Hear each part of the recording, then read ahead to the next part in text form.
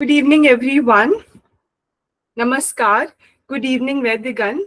आप सभी का अगस्त्या फाउंडेशन और प्राणभी सर द्वारा लिए गए इस इनिशिएटिव में मैं वैद्य सोनल जुर्यानी आपका हार्दिक स्वागत और अभिनंदन करती हूँ.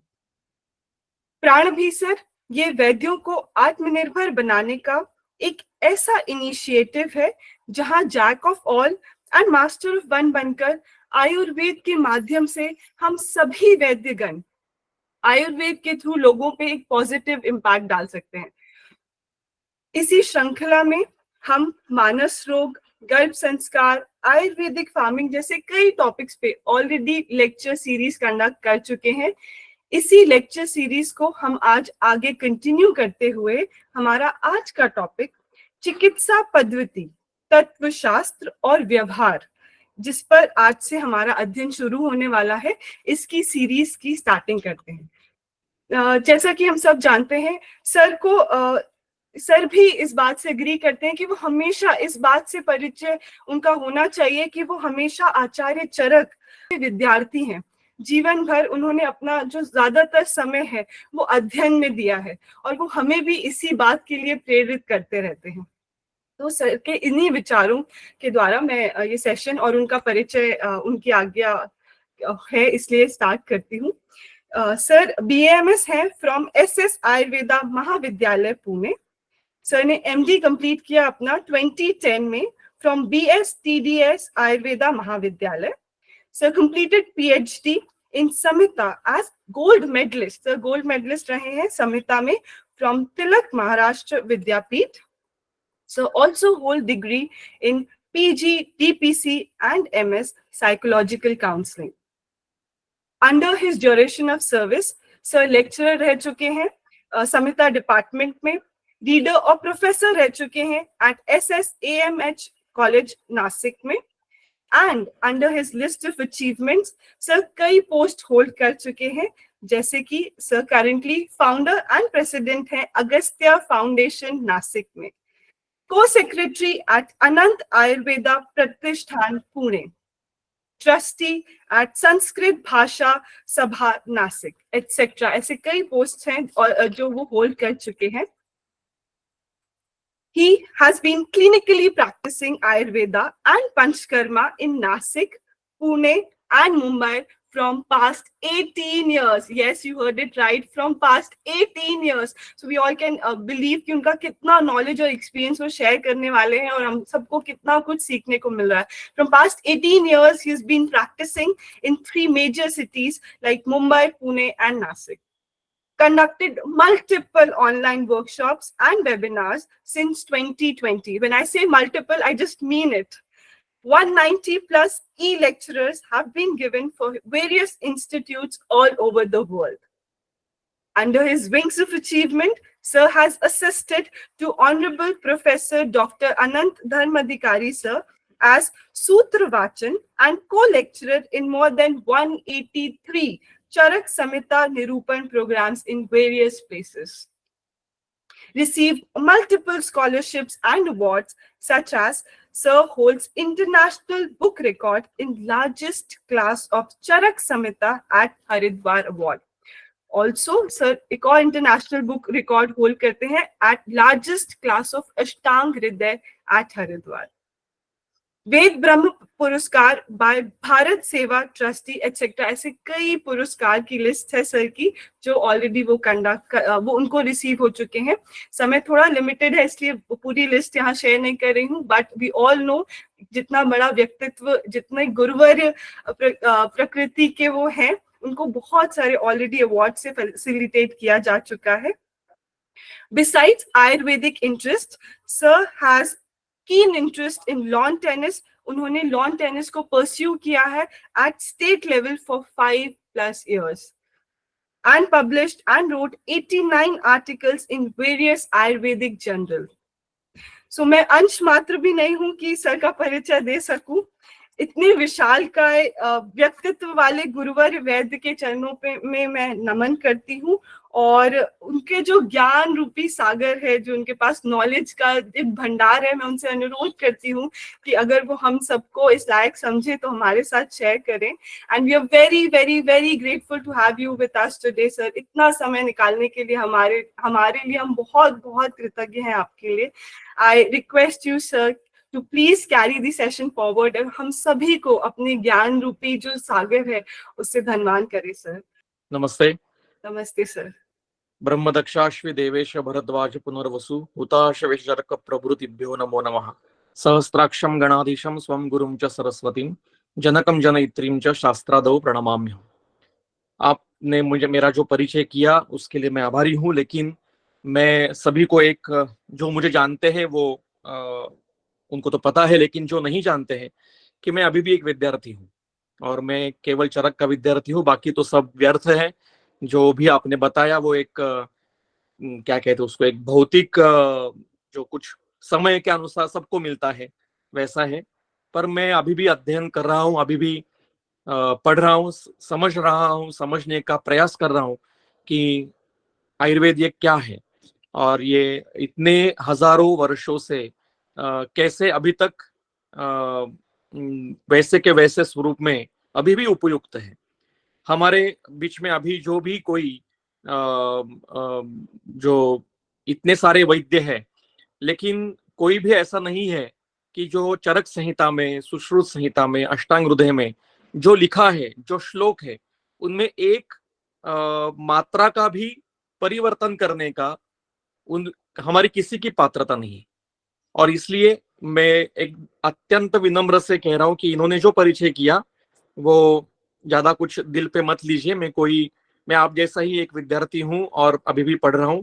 बस इतना है कि जो मुझे समझा है या जो मैंने मेरे गुरुजनों से सीखा है वो मैं शेयर कर रहा हूँ। तो अगले 15 दिन हम जो अध्ययन करने वाले हैं, ये जो चिकित्सा पद्धति, तत्वशास्त्र और व्यवहार, ये जो एक वेबिनार या कोर्स जो है, इसके पीछे का विचार ऐसा है कि आज तक आपने सभी ने अलग अलग संहिताओं पर लेक्चर देते हुए मुझे सुना होगा, एक अध्याय लेते हुए सुना होगा, एक विषय को पढ़ाते हुए सुना होगा, लेकिन प्रत्यक्ष क्लिनिक में जब हम बैठते हैं तो हमें क्या करना है और जो हमने सीखा है, तत्व और शास्त्र हमने जो सीखा है, उसका व्यवहार में उपयोग कैसे करना है, इसके लिए ये इस ऑनलाइन कोर्स का हमने एक इसका डिजाइन किया है। यहाँ पे हम कोई अध्याय पढ़ने वाले नहीं है, कोई एक थेरोटिकल ऐसा कोई हमारा विषय जो थेरोटिकल ऐसा कोई होगा नहीं, क्योंकि जो होगा वो उस थेरी का प्रैक्टिकल में क्या उपयोग करना है। लेकिन ऑनलाइन है इसलिए कोई डेमोन्स्ट्रेशन हम नहीं कर सकते हैं, तो उसके अनुभव और उसकी कंसेप्ट, और मेरी इच्छा है कि ये कोर्स होने के बाद में आप सभी में, जो वैद्य है उनके लिए तो मैं कुछ नहीं बोल पाऊंगा, लेकिन जो विद्यार्थी है, जो प्रैक्टिस शुरू करने वाले हैं या करेंगे अगले आने वाले समय में, तो उनमें कॉन्फिडेंस होना चाहिए कि यस मैं प्रैक्टिस कर सकता हूँ। और दूसरा, प्रैक्टिस तो कोई भी करता है। जैसे हमने आपने पढ़ा होगा, हर्षल ने और हमने एक ऐसा फोटो बनाया था कि अर्श हुआ अर्श कुठार, कास हुआ कास कुठार, श्वास हुआ श्वास कुठार, कृमि हुए कृमि कुठार। ये कोई आयुर्वेद की चिकित्सा नहीं है। तो आयुर्वेद की चिकित्सा क्या है? आयुर्वेद शास्त्र के अनुसार केवल द्रव्य देना मतलब चिकित्सा है, केवल व्याधि ठीक करना मतलब चिकित्सा है, केवल किसी एक लक्षण में, मतलब लक्षण आधुनिक का डायबिटिस मलाइटिस और चिकित्सा चंद्रप्रभा और भी जो कोई प्रमेह हरवटी जो भी कोई कल्प होंगे, ये आयुर्वेद चिकित्सा है या नहीं? और मूल संहिताकार क्या कहते हैं, उनकी क्या अपेक्षा है, वो किस प्रकार से चिकित्सा का विचार करना चाहते हैं, या किस प्रकार से उन्होंने संहित उनको अगली पीढ़ी से अपेक्षा क्या है कि किस प्रकार से चिकित्सा करनी चाहिए, इस सारा विषय हम लेने वाले हैं। आज का जो व्याख्यान है वो प्रत्यक्ष क्लिनिक शुरू करते समय और पेशेंट देखते समय क्या करना चाहिए और क्या नहीं करना चाहिए, ये एक हमारा परिचयात्मक व्याख्यान होगा, dos and don'ts while clinical practice, क्या अवॉइड करना है और क्या करना है। इसमें मेरे अनुभव के विचार है, मेरे जो गुरुजन है उनके अनुभव के विचार है। उन गुरुजनों में मेरे सबसे पहले मेरे पिताजी वैद्य प्रकाश सराफ जी, उसके बाद में वैद्य प्रमा जोशी मैडम, उसके बाद में वैद्य दिलीप गाडगिल सर, वैद्य योगिनी पाटिल मैडम, वैद्य आनंद धर्माधिकारी सर, वैद्य रमेश नानल सर, वैद्य सप्र सर देशमुख सर, वैद्य दमनिया सर, पांचाभाई दमनिया जी, और उसके बाद में वैद्य नाना जोशी जी धुलिया के, और वैद्य भैयाराव गौतम। ये सारे गुरुवर जिनके पास मैंने क्लिनिक के लिए मैं गया। और मेरे कॉलेज में हड़पसर आयुर्वेदिक कॉलेज और वाघोली आयुर्वेदिक कॉलेज, यहाँ पे जो मुझे पढ़ाने के लिए थे उन सारे अध्यापकों से मैंने जो सीखा है, क्योंकि हमें बहुत अच्छे अध्यापक सिखाने के लिए थे। किसी एक का नाम लूंगा तो बाकी के लिए वो अच्छा नहीं होगा। तो जैसे जैसे विषय आएंगे तब तब उन्होंने जो जो बताया है मैं जरूर शेयर करूंगा। तो मेरे सारे अध्यापक और फिर जिनके पास मैं चिकित्सा करने के लिए गया, उन सारे चिकित्सक जो प्रैक्टिशनर जिनसे सीखा, तो उनसे मैंने जो सीखा है वो हम शेयर करेंगे। अगला इस और हर वीक में 4 व्याख्यान होंगे, मंगलवार, बुधवार, गुरुवार, शुक्रवार, ऐसे 4 व्याख्यान रात को 9:30 बजे होंगे। आज सोमवार को क्यों किया, क्योंकि शुरुआत अच्छे दिन से करनी है, इसलिए शिव जी का आज ये वार है, और चंद्र, सोम मतलब चंद्र, तो चंद्र की कथा हमारे आयुर्वेद में है, इसलिए सोमवार से हमने ये वेब सीरीज शुरू करने का विचार किया। आगे जो व्याख्यान होने वाले हैं उनमें हेतु परीक्षण, मतलब हमारे सामने जो रुग्ण बैठा है उसके हेतु कैसे निकालेंगे, उसके हेतु, ग्रंथ के हेतु देखना ऐसा नहीं है, उसने क्या गलती की है। फिर होगा दोष परीक्षण, उनका दोषों का एनालिसिस कैसे करना है, प्रिडोमिनेंस ऑफ दोषा कैसे ढूंढने हैं। फिर दुष्य परीक्षण, फिर अग्नि परीक्षण, प्रकृति परीक्षण, उसके मानस भावों का परीक्षण, चिकित्सा जो हमने मतलब उसका संप्राप्ति कैसे लगाने की और उसका निदान कैसे करने का, इसके विषय। फिर उसके बाद में प्रत्यक्ष हम क्लिनिक में जब अभी द्रव्य देना निदान का भाग हो गया, अब हमें द्रव्य चयन करना है। तो मेरे सामने अगर जो रुग्ण बैठा है जिसको मल्टीपल सिम्टम्स है, तो उसमें मैं क्या किस प्रकार के द्रव्यों की योजना करना है, मुझे शमन चिकित्सा करनी है या शोधन चिकित्सा करनी है। फिर शमन करना है तो कौन सा द्रव्य देना है, शोधन करना है तो कौन सा उपक्रम करना है, इसका निर्णय कैसे लेना है। क्योंकि हम जब क्लिनिक में लिए बैठेंगे तो हम अकेले होंगे, अकेले होते हैं। हमारा हर पेशेंट को फोन करके गुरु जी को पूछ नहीं सकते कि ऐसा पेशेंट बैठा है, मैं क्या करूं, कौन सा द्रव्य दूं, ऐसा नहीं होता। वो सिंगल मैन आर्मी होता है वो।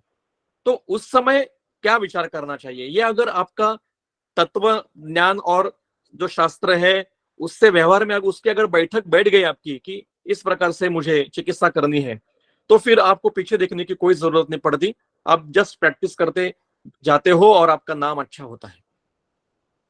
ऐसे कई विषय, फिर अलग अलग प्रकार की चिकित्सा, सत्वावाजी चिकित्सा, दैव्योपास्य चिकित्सा, इनका हम विचार करने वाले हैं। और कुछ केसेस, अंतिम जो व्याख्यान है वो केस डिस्कशंस और प्रश्नोत्तर का ओपन क्वेश्चन आंसर हम करेंगे, क्योंकि कई प्रश्नों के, कई लोगों के मन में प्रश्न होते हैं। तो ऐसा ये हमारा उपक्रम है। तो आज हम जो पहला व्याख्यान है उसको हम शुरू करते हैं, dos and don'ts in clinical practice. इसके लिए मैंने एक छोटी सी पीपीटी मैंने की है, और इस पीपीटी तैयार करने के लिए मेरे क्लिनिक में जो विद्यार्थी आते हैं, दीप और ऋग्वेद, इन दोनों ने मुझे मदद की है, इसलिए उनको थैंक यू कह के, क्योंकि वो पीपीटी उन्होंने बनाए, मैंने पॉइंट्स बताए, उन्होंने पीपीटी बनाई है।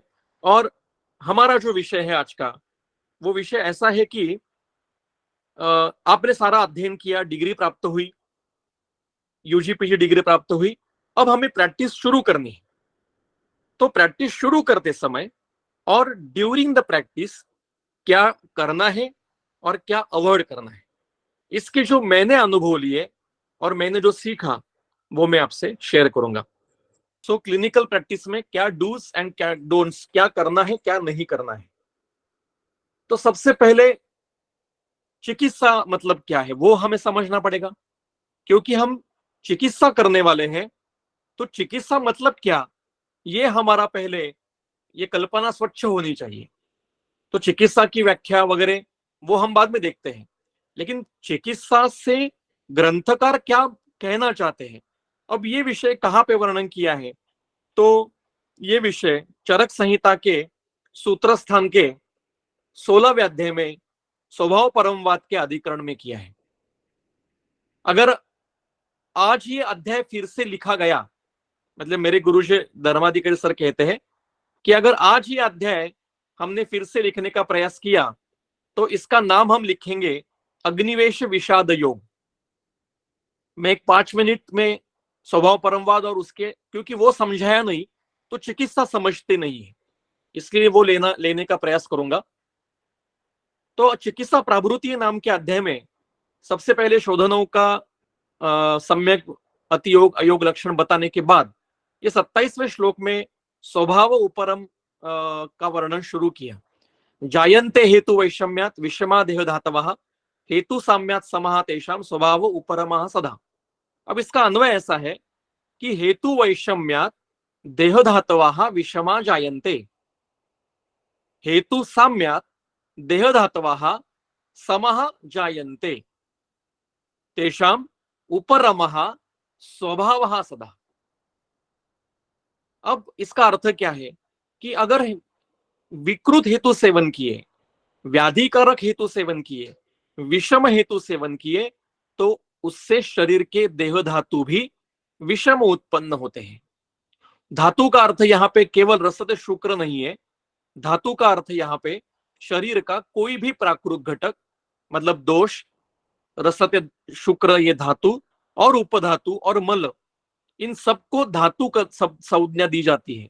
शरीर का जो प्राकृत घटक है उसको धातु संज्ञा दी जाती है, तो वो प्राकृत है, और हेतु वैषम्य से वो विषम हो जाता है, विकृत हो जाता है। अगर हम हेतु सम सेवन करेंगे, स्वास्थ्यकारक हेतु सेवन करेंगे, तो शरीर के धातु सम स्थिति में रहते हैं। मतलब उत्पन्न करने के लिए अगर आपको देह धातु विषम उत्पन्न करने हैं तो उसका कारण हेतु वैषम्य है। अगर देह धातु सम उत्पन्न करने हैं तो उसका कारण हेतु साम्य है। ये उत्पत्ति के लिए कुछ कारण की जरूरत होती है, लेकिन किसी भी उत्पन्न हुए भाव का अगर उपरम मतलब नाश होना है तो वो स्वभाव से होता है, निसर्गतः होता है। जो उत्पन्न हुआ है उसका नाश स्वभाव से होने वाला है। इस सृष्टि में ऐसा एक भी घटक नहीं है स्थावर जंगम पार्थिव कि जो चिरकाल तक रहने वाला है। कभी न कभी हर घटक का नाश होने ही वाला है, तो वो स्वभाव से होगा। मतलब उत्पत्ति के लिए कारण है, स्वभाव के लिए कारण नहीं है। अब कुछ लोग ऐसे कहते हैं कि कारण नहीं है, यही कारण है। केचित् तत्रापि मन्यन्ते हेतुम हेतु आवर्तनम, और प्रवृत्ति हेतु भावानाम न निरोध अस्ति कारणम। हेतु भावों की प्रवृत्ति उत्पत्ति होने के लिए कारण होता है, लेकिन निरोध मतलब नाश के लिए कोई कारण नहीं होता। तो अत्रेय जी ने कहा कि व्याधि उत्पत्ति के लिए कारण आवश्यक है, लेकिन व्याधि का नाश ये स्वभाव से होने वाला है। आपको आपके मन में कुछ प्रश्न आया?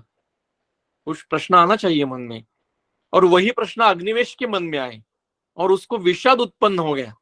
तो वो क्या कह रहे देखो, एवं मुक्तार्थम आचार्यम अग्निवेश अभ्यभाषत। ये इतना आचार्य जी ने कहा कि व्याधि उत्पत्ति के लिए कारण है, लेकिन व्याधि का नाश स्वभाव से होने वाला है, उसके लिए कोई कारण की जरूरत नहीं है। तो अग्निवेश को मन में शंकाएं आई। उसने कहा स्वभाव उपरमे कर्म चिकित्सा प्रावृतस्य किम। अगर सब स्वभाव से ही नष्ट होने वाला है तो चिकित्सा प्रावृत वैद्य की जरूरत क्या है? हमने इतने 4.5 साल इतने सबको झेल झेल के बीएमएस किया, फिर इंटर्नशिप किया, फिर 3 नीट फिर से देकर फिर 3 साल एमडी किया, उसमें सब कष्ट किए, फिर आप एमडी की इतनी कठिन एग्जाम दी, फिर एमडी हुए, फिर पीएचडी हुए, और अब आप कह रहे हो कि सारे व्याधि स्वभाव से नष्ट होते हैं, आप कुछ करते ही नहीं हो। तो हमने इतना क्यों किया? इतने पढ़े क्यों?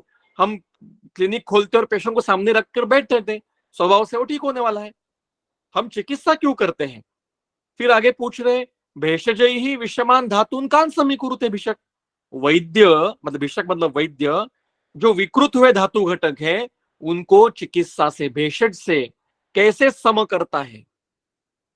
करता ये नहीं करता है। अगर स्वभाव से हो रहा है तो चिकित्सक क्या कर रहा है? का वा चिकित्सा, चिकित्सा क्या है? और हे भगवान, किमर्थम वा प्रयोजित है, अगर स्वभाव से होने वाला है तो ये चिकित्सा क्यों करते हैं हम, किसके लिए उसका प्रयोजन है, और क्या चिकित्सा का अर्थ क्या है? फिर ये कहने के बाद में अग्निवेशनी जी ने कहा, तत्शिष्य वचनम श्रुत्वा व्याजहार पुनर्वसु श्रूयता मात्र सौम्य। थोड़ा ठंडा लो, शांत हो जाओ, कूल डाउन, थोड़ा चिल करो, इतना डिस्टर्ब होने की कोई जरूरत नहीं है। यहाँ युक्तिर दृष्टवा महर्षि भी, यहाँ हमें युक्ति पूर्वक विचार करना पड़ता है। फिर उन्होंने बताना शुरू कर दिया कि या भी ही क्रिया भी ही जायन्ते शरीरे धातवः समा सा चिकित्सा विकाराणाम कर्म तद विशेषाम स्मृतम। चिकित्सा मतलब क्या है?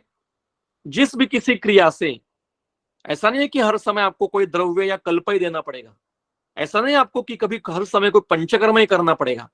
अब जो भी उपाय करेंगे, याभीर क्रियाभीर जायन्ते शरीरे धातवा समा, अगर उस क्रिया से शरीर में सम धातुओं की उत्पत्ति होती है और विषमों का नाश होता है तो सा चिकित्सा विकारण, वही उस विकार की चिकित्सा है। और कर्म तद विश्राम, वही चिकित्सक का कर्म है। अल्टीमेटली हमें क्या करना है?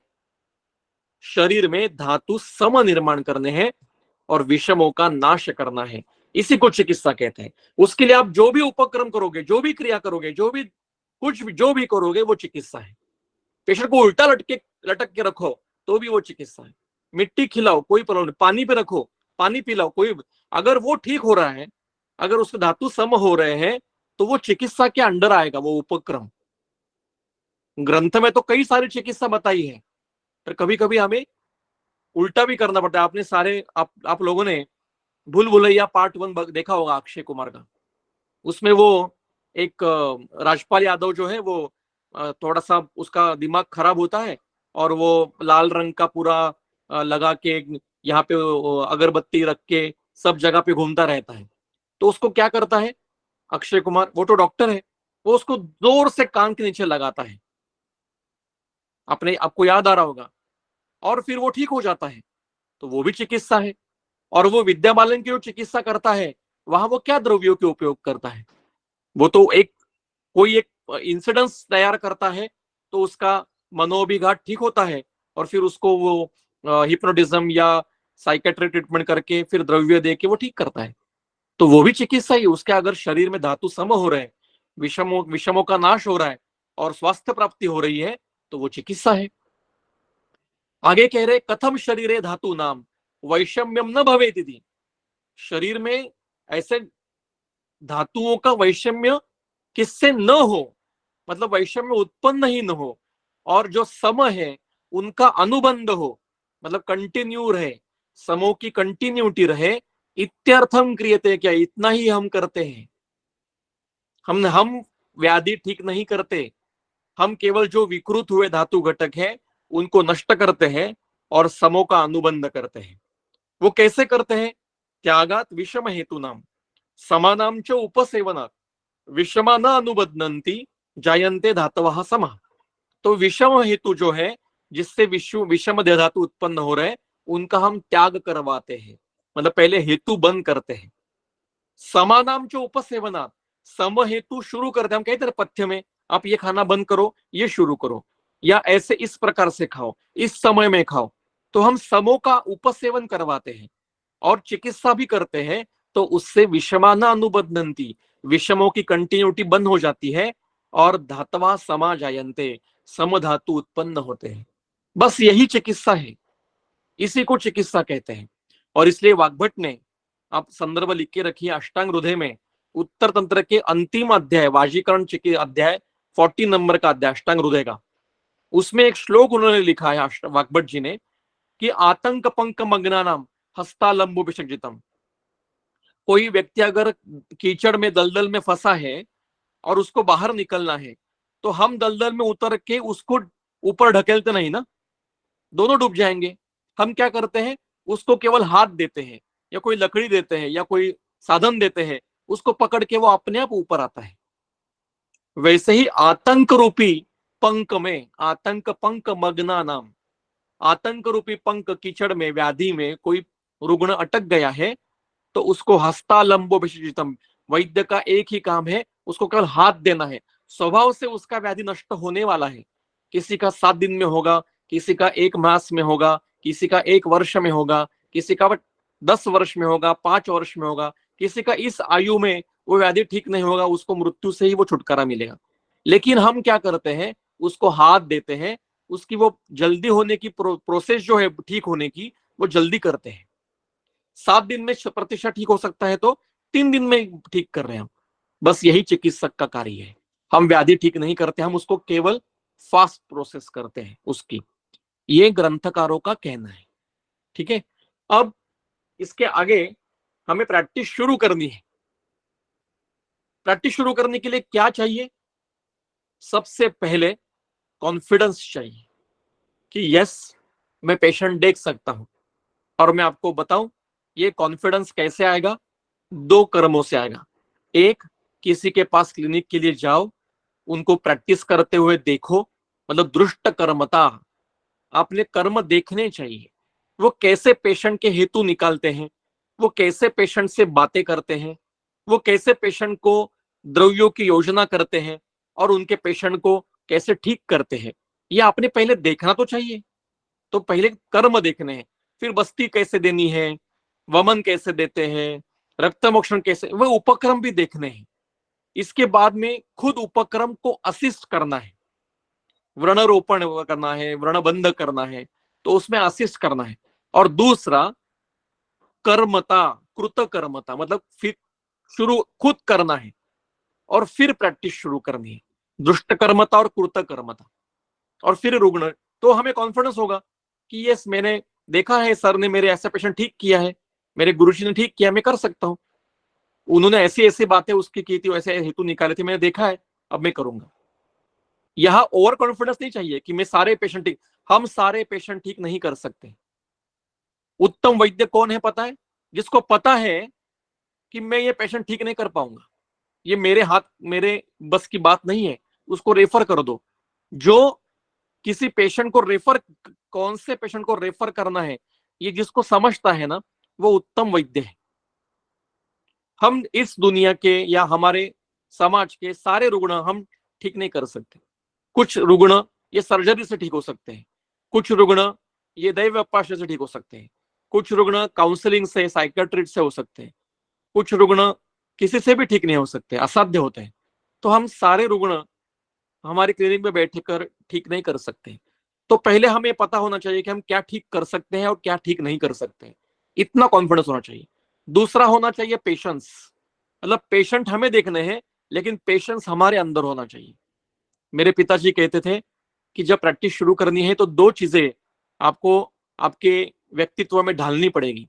पहला, सिर पे बर्फ रखो, दूसरा जुबान पे शुगर रखो, शक्कर रखो। मतलब मीठा ही बोलना है जो बोलना है, पेशेंस है। और ठंडा दिमाग, एकदम बर्फ, ये पेशेंस है।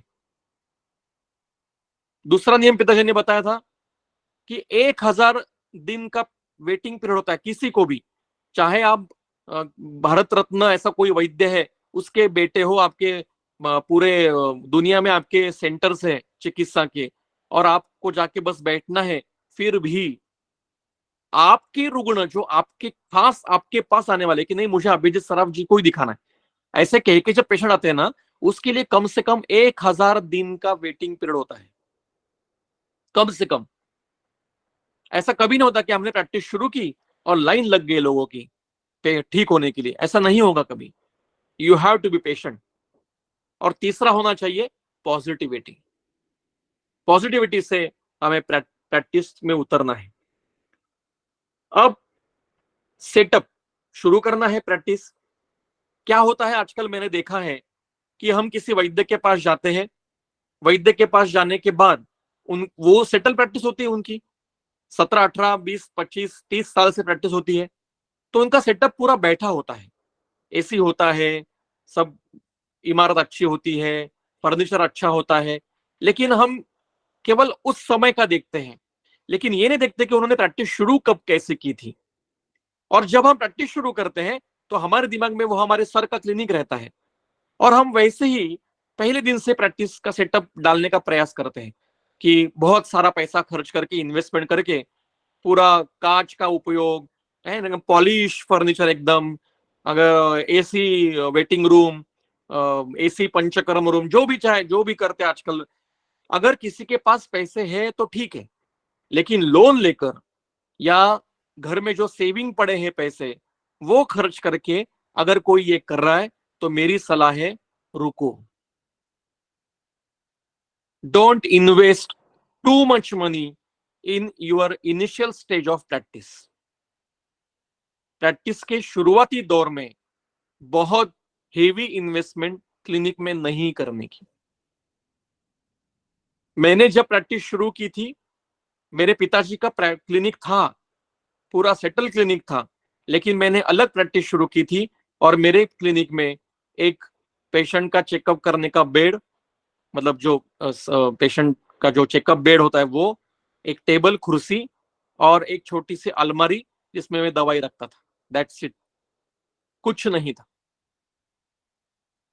पहले 2 साल ऐसा ही था। मेरे पिताजी ने कहा, आपके पास जितने पैसे हैं उसमें आप प्रैक्टिस शुरू करो, मैं आपको कुछ नहीं दूंगा।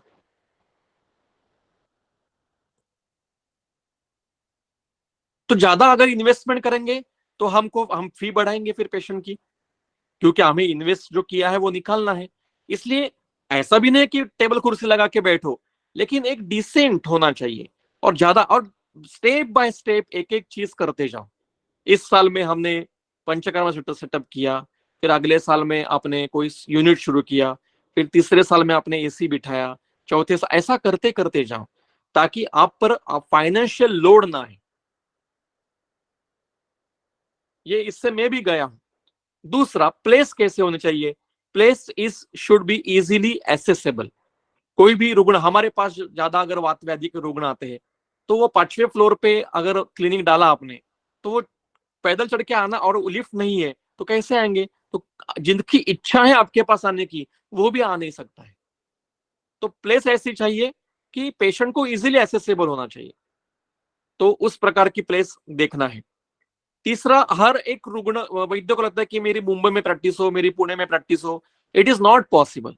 तो हम जहां पे पले बड़े हैं, जहां पे हमारे माता पिताजी रहते हैं, उनके पास रह के प्रैक्टिस करो, ताकि शुरुआती दौर में फाइनेंशियल ज्यादा घर का भी लोड ना है। नहीं तो घर का भी पैसे भरो, क्लिनिक का भी पैसे भरो, सब गड़बड़ हो जाती है। और पुणे मुंबई में अभी कुछ नहीं रहा है, इतनी भीड़ हो गई है कि कुछ नहीं, उल्टा तालुका प्लेस पे, तहसील प्लेस पे, गांव के प्लेस में ज्यादा प्रैक्टिस करना ज्यादा आवश्यक है। और अगर हम गांव में, किसी विलेज में या तहसील के प्लेस में अगर प्रैक्टिस करेंगे, तो आयुर्वेद वहां इनकॉर्पोरेट करोगे, तो धीरे धीरे आयुर्वेद ग्राउंड रूट पे और ज्यादा फैलना शुरू हो जाएगा। दोनों चीजें हो सकी। इसलिए जहां पे हमारा घर है वहां पे, मैंने नासिक में जा सकता हूँ, बॉम्बे, पुणे में, लेकिन मेरे नासिक में मेरे पिताजी, माता पिताजी के पास रह के मैंने प्रैक्टिस शुरू की है। हमारे रामदास आवाड़ जी तो कोपरगांव में प्रैक्टिस करते हैं, उनको कोई दिल्ली बंगलोर जाना नहीं पड़ा। या नाना जोशी जी हमारे पंचकर्म महर्षि दुलिया में प्रैक्टिस करते थे। दुलिया अभी अभी बड़ा सिटी होने, डिस्ट्रिक्ट प्लेस हुआ है, पहले तो ऐसा छोटा ही गांव था। तो ऐसा कुछ नहीं है कि आप दिल्ली, बंगलोर, हैदराबाद, कलकत्ता में प्रैक्टिस कर दो बड़े वैद्य, ऐसा कुछ नहीं है।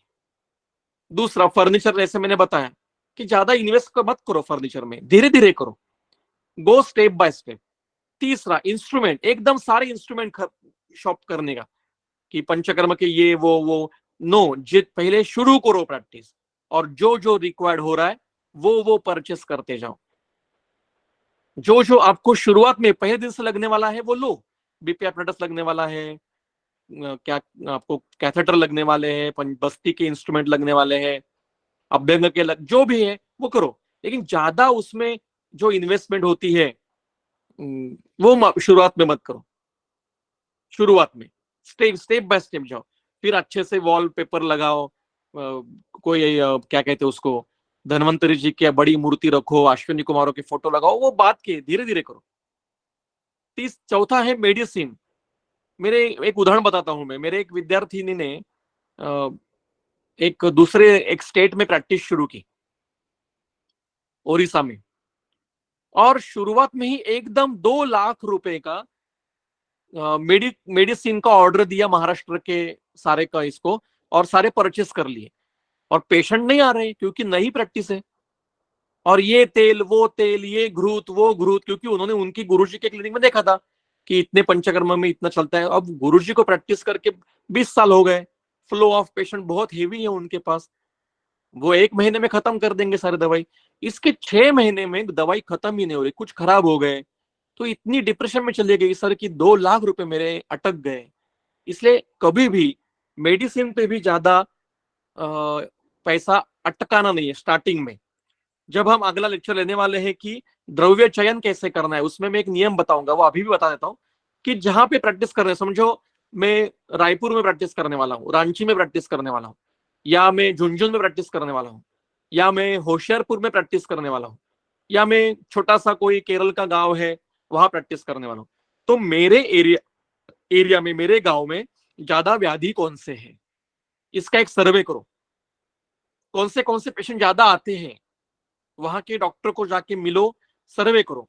फिर यहाँ पे मुझे इजीली अवेलेबल मेडिसिन क्या है।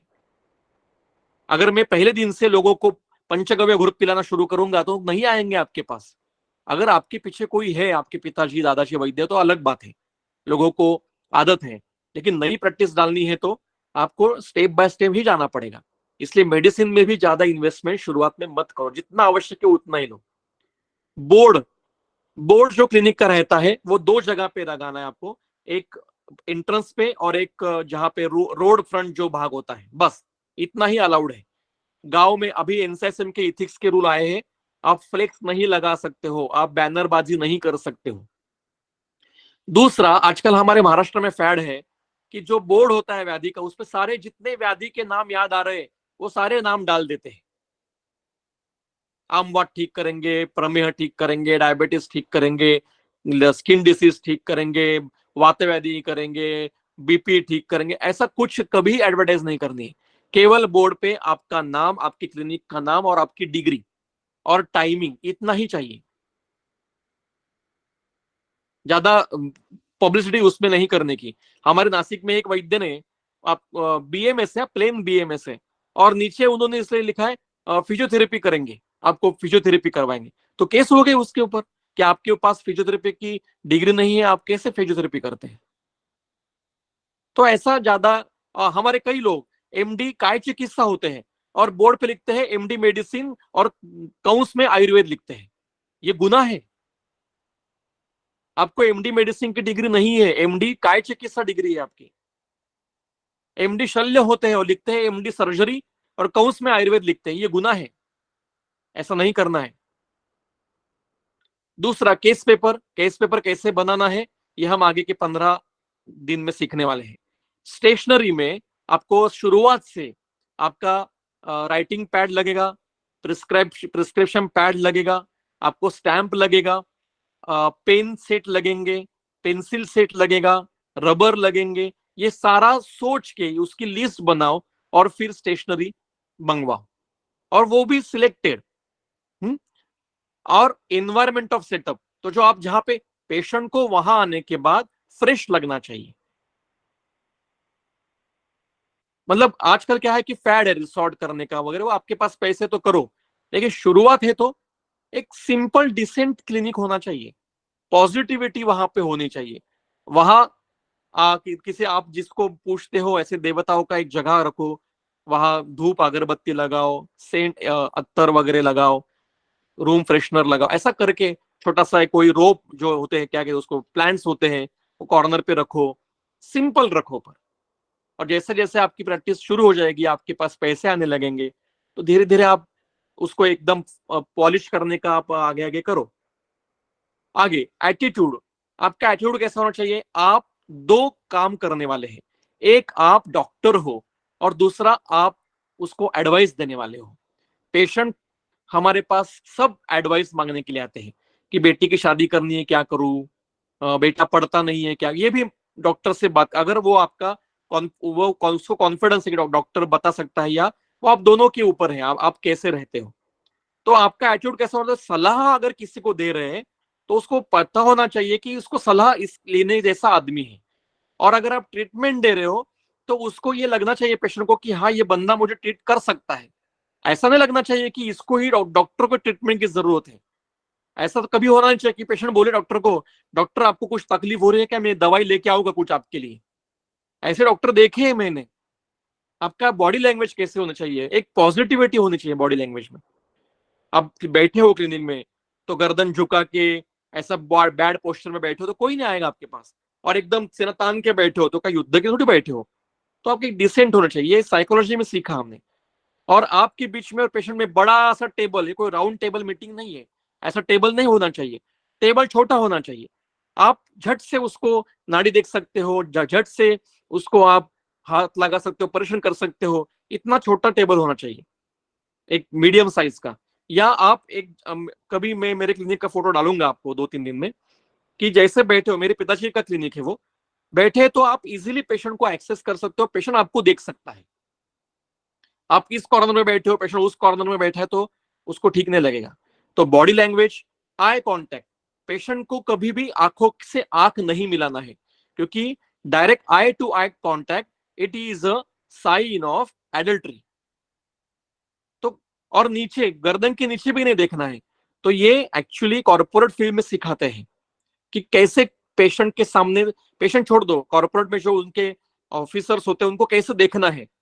तो आंखों में कभी देखना नहीं है। कहाँ देखना है फिर, उनका जो नासा रीजन है, नासा मतलब नोज का रीजन और अपर लिप के ऊपर का रीजन, इस एरिया में किसी के भी देखना है। तो उसको कॉन्फिडेंस, अगर आप आंखों में आंखें डाल के कहो बोलोगे तो वो अलग साइन होता है। गर्दन के नीचे आप आपकी आंखें है तो पेशेंट झट से समझता है कि डॉक्टर कहाँ देख रहा है या सामने वाला व्यक्ति कहाँ देख रहा है। तो उसको नाक जो होता है ना उस एरिया में देखने का, तो उससे निगेटिव सिग्नल जाते नहीं है। ये बहुत महत्व का, ये किसी कॉलेज में सिखाते नहीं है। Should not do the eye contact, eye to eye contact, never. तो बॉडी लैंग्वेज पॉजिटिव चाहिए, एक हेल्दी, आप उसको हेल्दी लगना चाहिए। आप ट्रीटमेंट के लिए दे रहे हो, आप अगर डॉक्टर के रिलेशन में बैठे हो, नाते में बैठे हो, डॉक्टर के हिसाब से बैठे हो, तो आप स्वस्थ हो ये वो प्रिज्यूम करता है। आपको ही प्रतिष्ठा हो रहा है, आपको बुखार है, आप वो कैप पहन के बैठे हो, या आपको दवाई चल रही है, आपको सलाइन लगाई है और आप पेशेंट देख रहे हो, ऐसा नहीं होगा। फिर कोई नहीं आएगा आपके पास। तो आपको आपकी हेल्थ मेंटेन करनी होगी। क्या होता है, हम एकदम से कुछ बड़ा करने का हमारा मन में होता है कि मैं इतना बड़ा क्लिनिक डालूंगा, हॉस्पिटल डालूंगा, लेकिन एकदम स्टेप बाय स्टेप। हमारे यहाँ पे एक पेडियाट्रिशियन है, एमडी पेडियाट्रिशियन है, डॉक्टर नाइक नाम के, नासिक में। उनकी रात को 11 बजे तक ओपीडी चलती रहती है, पूरी लाइन लगी रहती है उनके क्लिनिक में। लेकिन क्लिनिक में क्या है पता है, डॉक्टर का एक मतलब पेशेंट चेक करने का टेबल, उनकी कुर्सी, एक अटेंडेंट बाहर बैठा रहता है। और बाहर क्लिनिक में आप खड़े भी नहीं रहते, इतनी भीड़ होती है। तो बाहर रोड तक वेटिंग लाइन होती है उनकी। और अंदर केवल बस उनके टेबल कुर्सी, रूम को पर्दा, एक छोटा सा क्या कहते हैं उसको, एक टेबल फैन और प्रिस्क्रिप्शन पैड, और उनके बस दवाइयाँ। और दवाइयाँ तो सब प्रिस्क्राइब करते हैं वो, लेकिन लाइन लगी होती है उनके क्लिनिक में। तो ऐसा कुछ नहीं है कि आप बहुत ऐसा पॉलिश पॉश कुछ करोगे तो ही आपके पास पेशेंट आने वाले हैं। हाँ, पेशेंट देखते हैं, लेकिन वो एक हेल्दी एनवायरनमेंट होना चाहिए, ये बहुत महत्व का है। जी सर, नमस्ते। हेलो जी बोलिए। सर, ये जो श्लोक की आखिरी जो लाइन है, तेषाम उपरम स्वभाव, जो लास्ट जो है, हाँ स्वभाव परम, जी सर। तो इसमें सर हम, हाँ जैसा आपने बताया कि हेतु सेवन से विषम हो रही है और हेतु साम्य से वो सम हो रही है। जी। तो क्या हेतु साम्य ही चिकित्सा नहीं है अपने आप में? जो उसके बाद वाली लाइन है उसका, उसको थोड़ा सा और, मैं उस पर अगर थोड़ा और प्रकाश आप डालें। तो वही तो बता रहे हैं ना कि हेतु साम्य ही करना है, वही तो चिकित्सा है। याभिर क्रियाभिर जायन्ते धातवा समा, सा चिकित्सा विकारणम। जी और उपरम होता है मतलब हम जो विकृत हुए, शरीर परमाणु है उनको सम नहीं करते हैं। एक बार जो धातु का परमाणु विकृत हो गया है वो सम नहीं होगा, हम जी विकृत नष्ट करने वाले हैं, तो नए समों की परंपरा निर्माण करने वाले हैं। ओके। इसको जी चिकित्सा कहते हैं। जी जी। मतलब तो इस जो परमाणु हेतु से, उसके लिए एक उदाहरण देता हूं मैं कि आपको कोई जी खेती में एक ऐसा छोटा सा मतलब उसको केदार कहते हैं, खेती में पानी जा रहा है नाले नहर से, छोटा नहर है, पानी जा रहा है, एकदम साफ सुथरा पानी है, और कोई बच्चा वहां गया और उसने कूदना शुरू कर दिया, तो सारी मिट्टी डिस्टर्ब हो गई और वो पानी मिट्टी युक्त गंदा सा पानी शुरू हो गया। मैंने वीडियो भेजे हैं हर्षल। ओके सर, फॉरवर्ड कर दो मामला।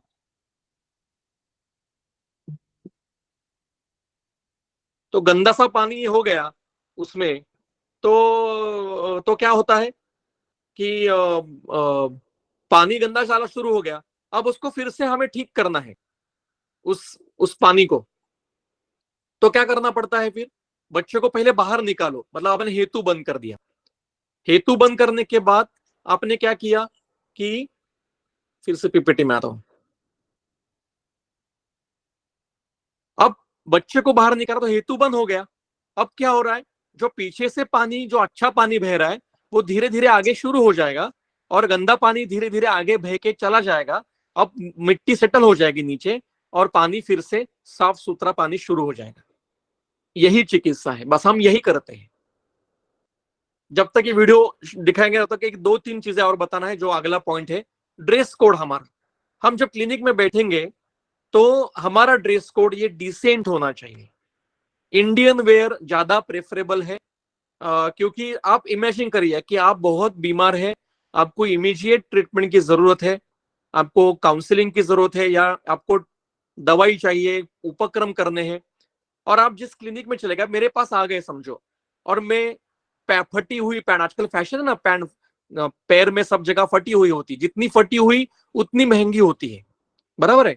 तो ऐसी फटी हुई पैंट पहनी है, टाइट टी शर्ट पहना है, टी शर्ट को एकदम कुछ अलग अलग प्रकार के चित्र है उसके ऊपर, स्पाई कट किया है मैंने, पियर्सिंग किया है, दो नाक में पियर्सिंग है, कान में पियर्सिंग है, भुवों पे पियर्सिंग है, मुंह में पान चबा के बैठा हूँ, वो ऐसे नीचे से रेड रेड पानी आ रहा है, और ऐसा एक पैर ऊपर टेबल पे रखकर उंगली में ऐसे किल्ली या चाबी या कोई चेन घुमाते हुए बैठा हूँ, और आप मेरे पास आओगे और मैं कहूंगा बोलो क्या हुआ आपको, क्या हुआ है, तो आप क्या मेरे से ट्रीटमेंट लोगे क्या?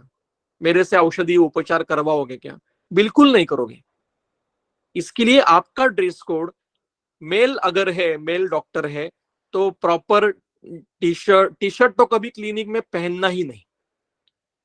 शर्ट प्रॉपर डिसेंट, वो भी पीले कलर का, लाल कलर का, ब्लैक कलर का, डार्क ब्लू कलर का, ऐसे शर्ट नहीं पहनने के। एक फेंट कलर का शर्ट होना चाहिए और उसकी मैचिंग पैंट होनी चाहिए। एक तो इन करो, और अगर आप झब्बा पहन रहे हो तो उसको आउट रखो। फिर जो हेयर, अगर फीमेल है तो आजकल फैशन है, क्या कहते हैं उसको, कंधे खुले रखने हैं, कंधे कंधे ओपन रखते हैं, ये डॉक्टर ने नहीं करना चाहिए। फटे हुए जो यहाँ से ऐसे फैशन करते हैं, तो डिसेंट आपका ड्रेस, इंडियन वेयर साड़ी या जो भी आप ड्रेस पहनोगे वो डिसेंट होना चाहिए। आपको देखकर पेशेंट को ऐसा लगना चाहिए कि ये मुझे ठीक कर सकती है, और उसको बीमार, आप कोई फैशन करने के लिए वहां बैठे नहीं हो। We are not actress of any film और एनी सीरियल, हम वहां पे डॉक्टर के नाते वहां पे बैठे हैं, तो उसी हिसाब से हमें वहां पे बैठना है, फैशन करने के लिए ऐसा नहीं है। दूसरा, हेयर। आजकल लड़कों में कई सारे प्रकार की हेयर स्टाइल करने का ये है, तो आप जब तक पढ़ रहे हो ना सारा ट्राई कर लो। मैंने भी किया है, मैंने तो इनफैक्ट मैं काम करता था, सीरियल में काम किया है मैंने, मॉडलिंग किया है, एक एक वो मेरे उम्र का एक भाग था। जैसे मैं डॉक्टर हो गया मैंने सब बंद कर दिया वो। और जब आप क्लिनिक में बैठोगे तो आपका हेयर स्टाइल डिसेंट होना चाहिए। लड़कियों को अगर लंबे बाल है तो खुले छोड़ने नहीं है, आपको जो भी खुले छोड़ने हैं बाल वो आप घर में, बाहर घूमने के लिए जाओगे वहां करो, लेकिन जब क्लिनिक में बैठोगे तो उसको बांध के, क्योंकि it's a hygiene, sign of hygiene.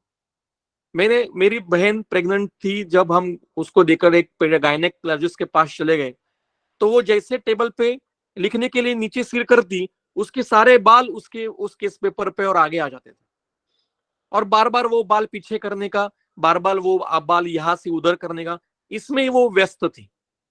ऐसा मुझे लग रहा था अंदर कि कोई एक रबर या कोई उसको दो कि भाई दीदी दादी को जो भी है, दीदी ये पहले बांध लो आप बाल आपके, फिर आप चेक करो पेशेंट को।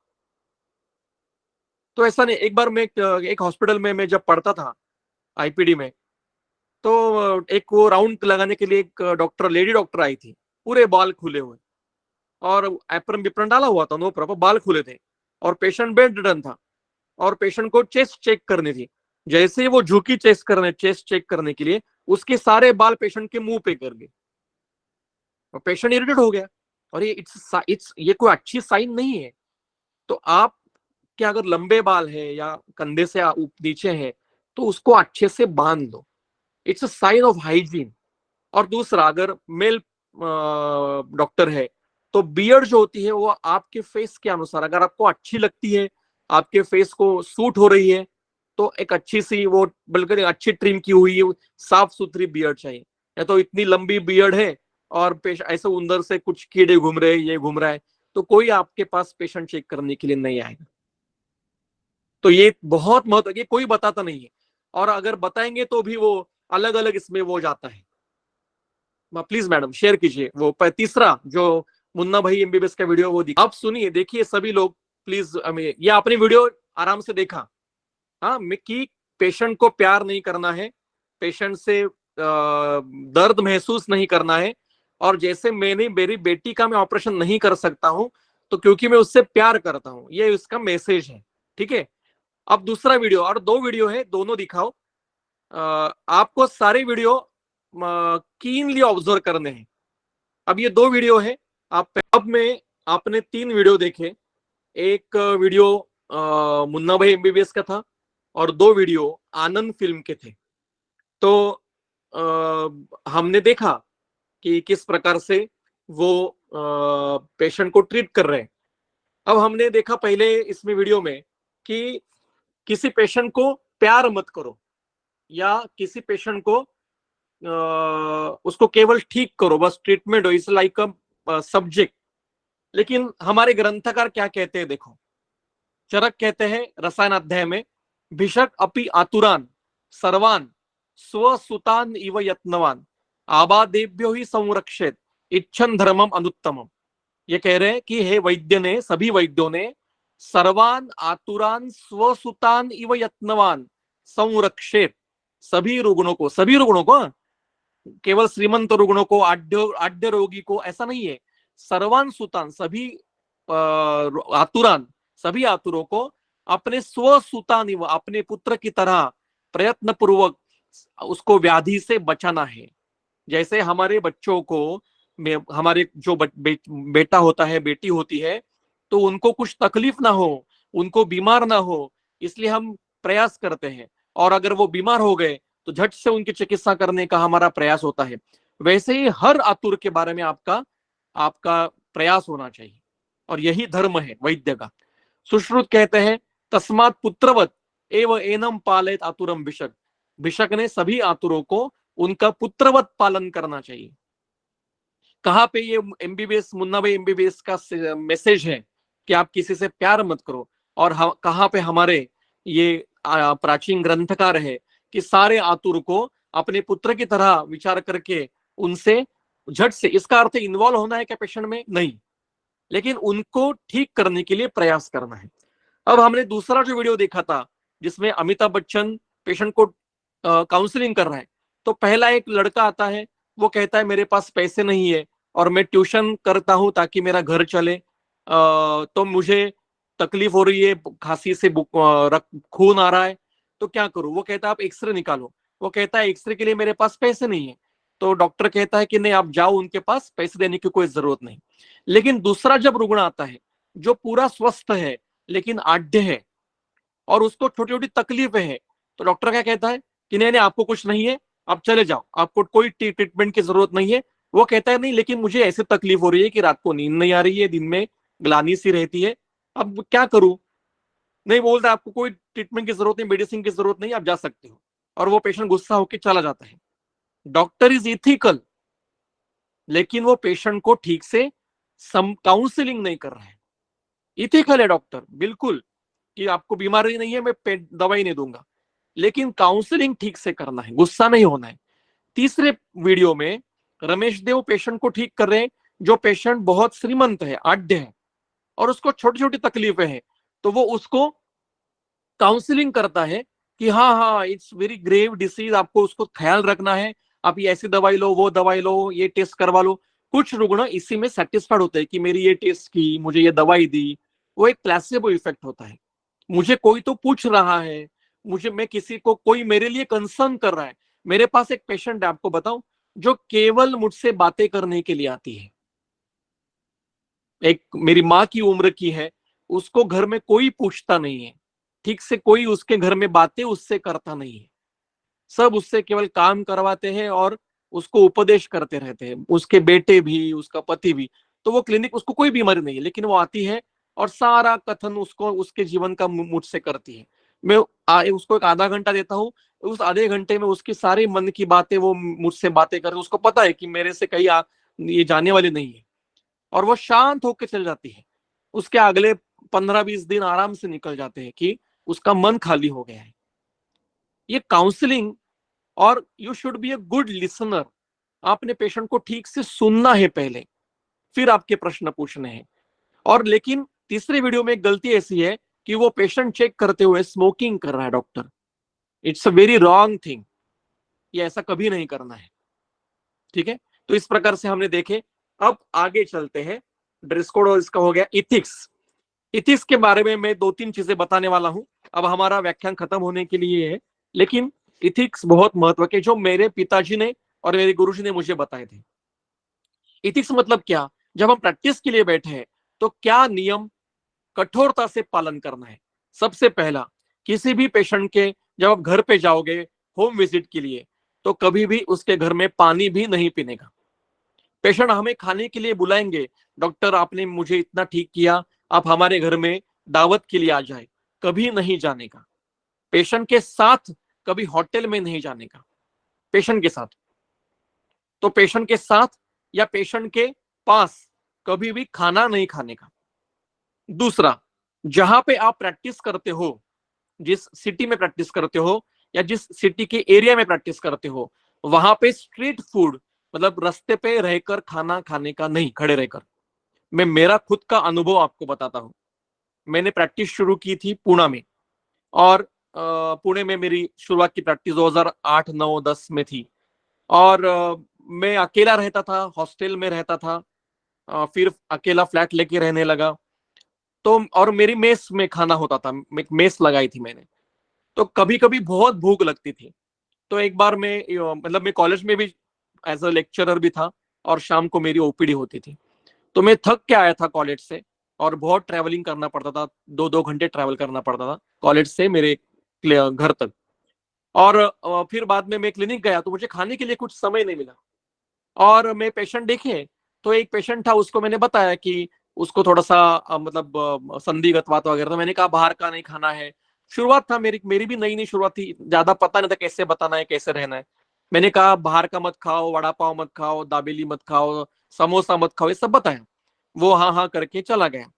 अब पेशेंट होने के बाद, एक 2-3 ही पेशेंट थे, होने के बाद आधे घंटे के बाद मैंने मेरी जो कंपाउंडर थी, दादी जी थी, वो उनको कहा कि मैं 2 मिनट में कुछ खाना खा के आता हूँ, और नीचे चला गया। नीचे क्लिनिक के नीचे ऐसे रास्ते पे बहुत सारे होटल्स, छोटे छोटे होटल्स भी थे, कुछ गाड़ियां भी थी जहाँ पे दाबेली मिलती है, कहीं कुछ।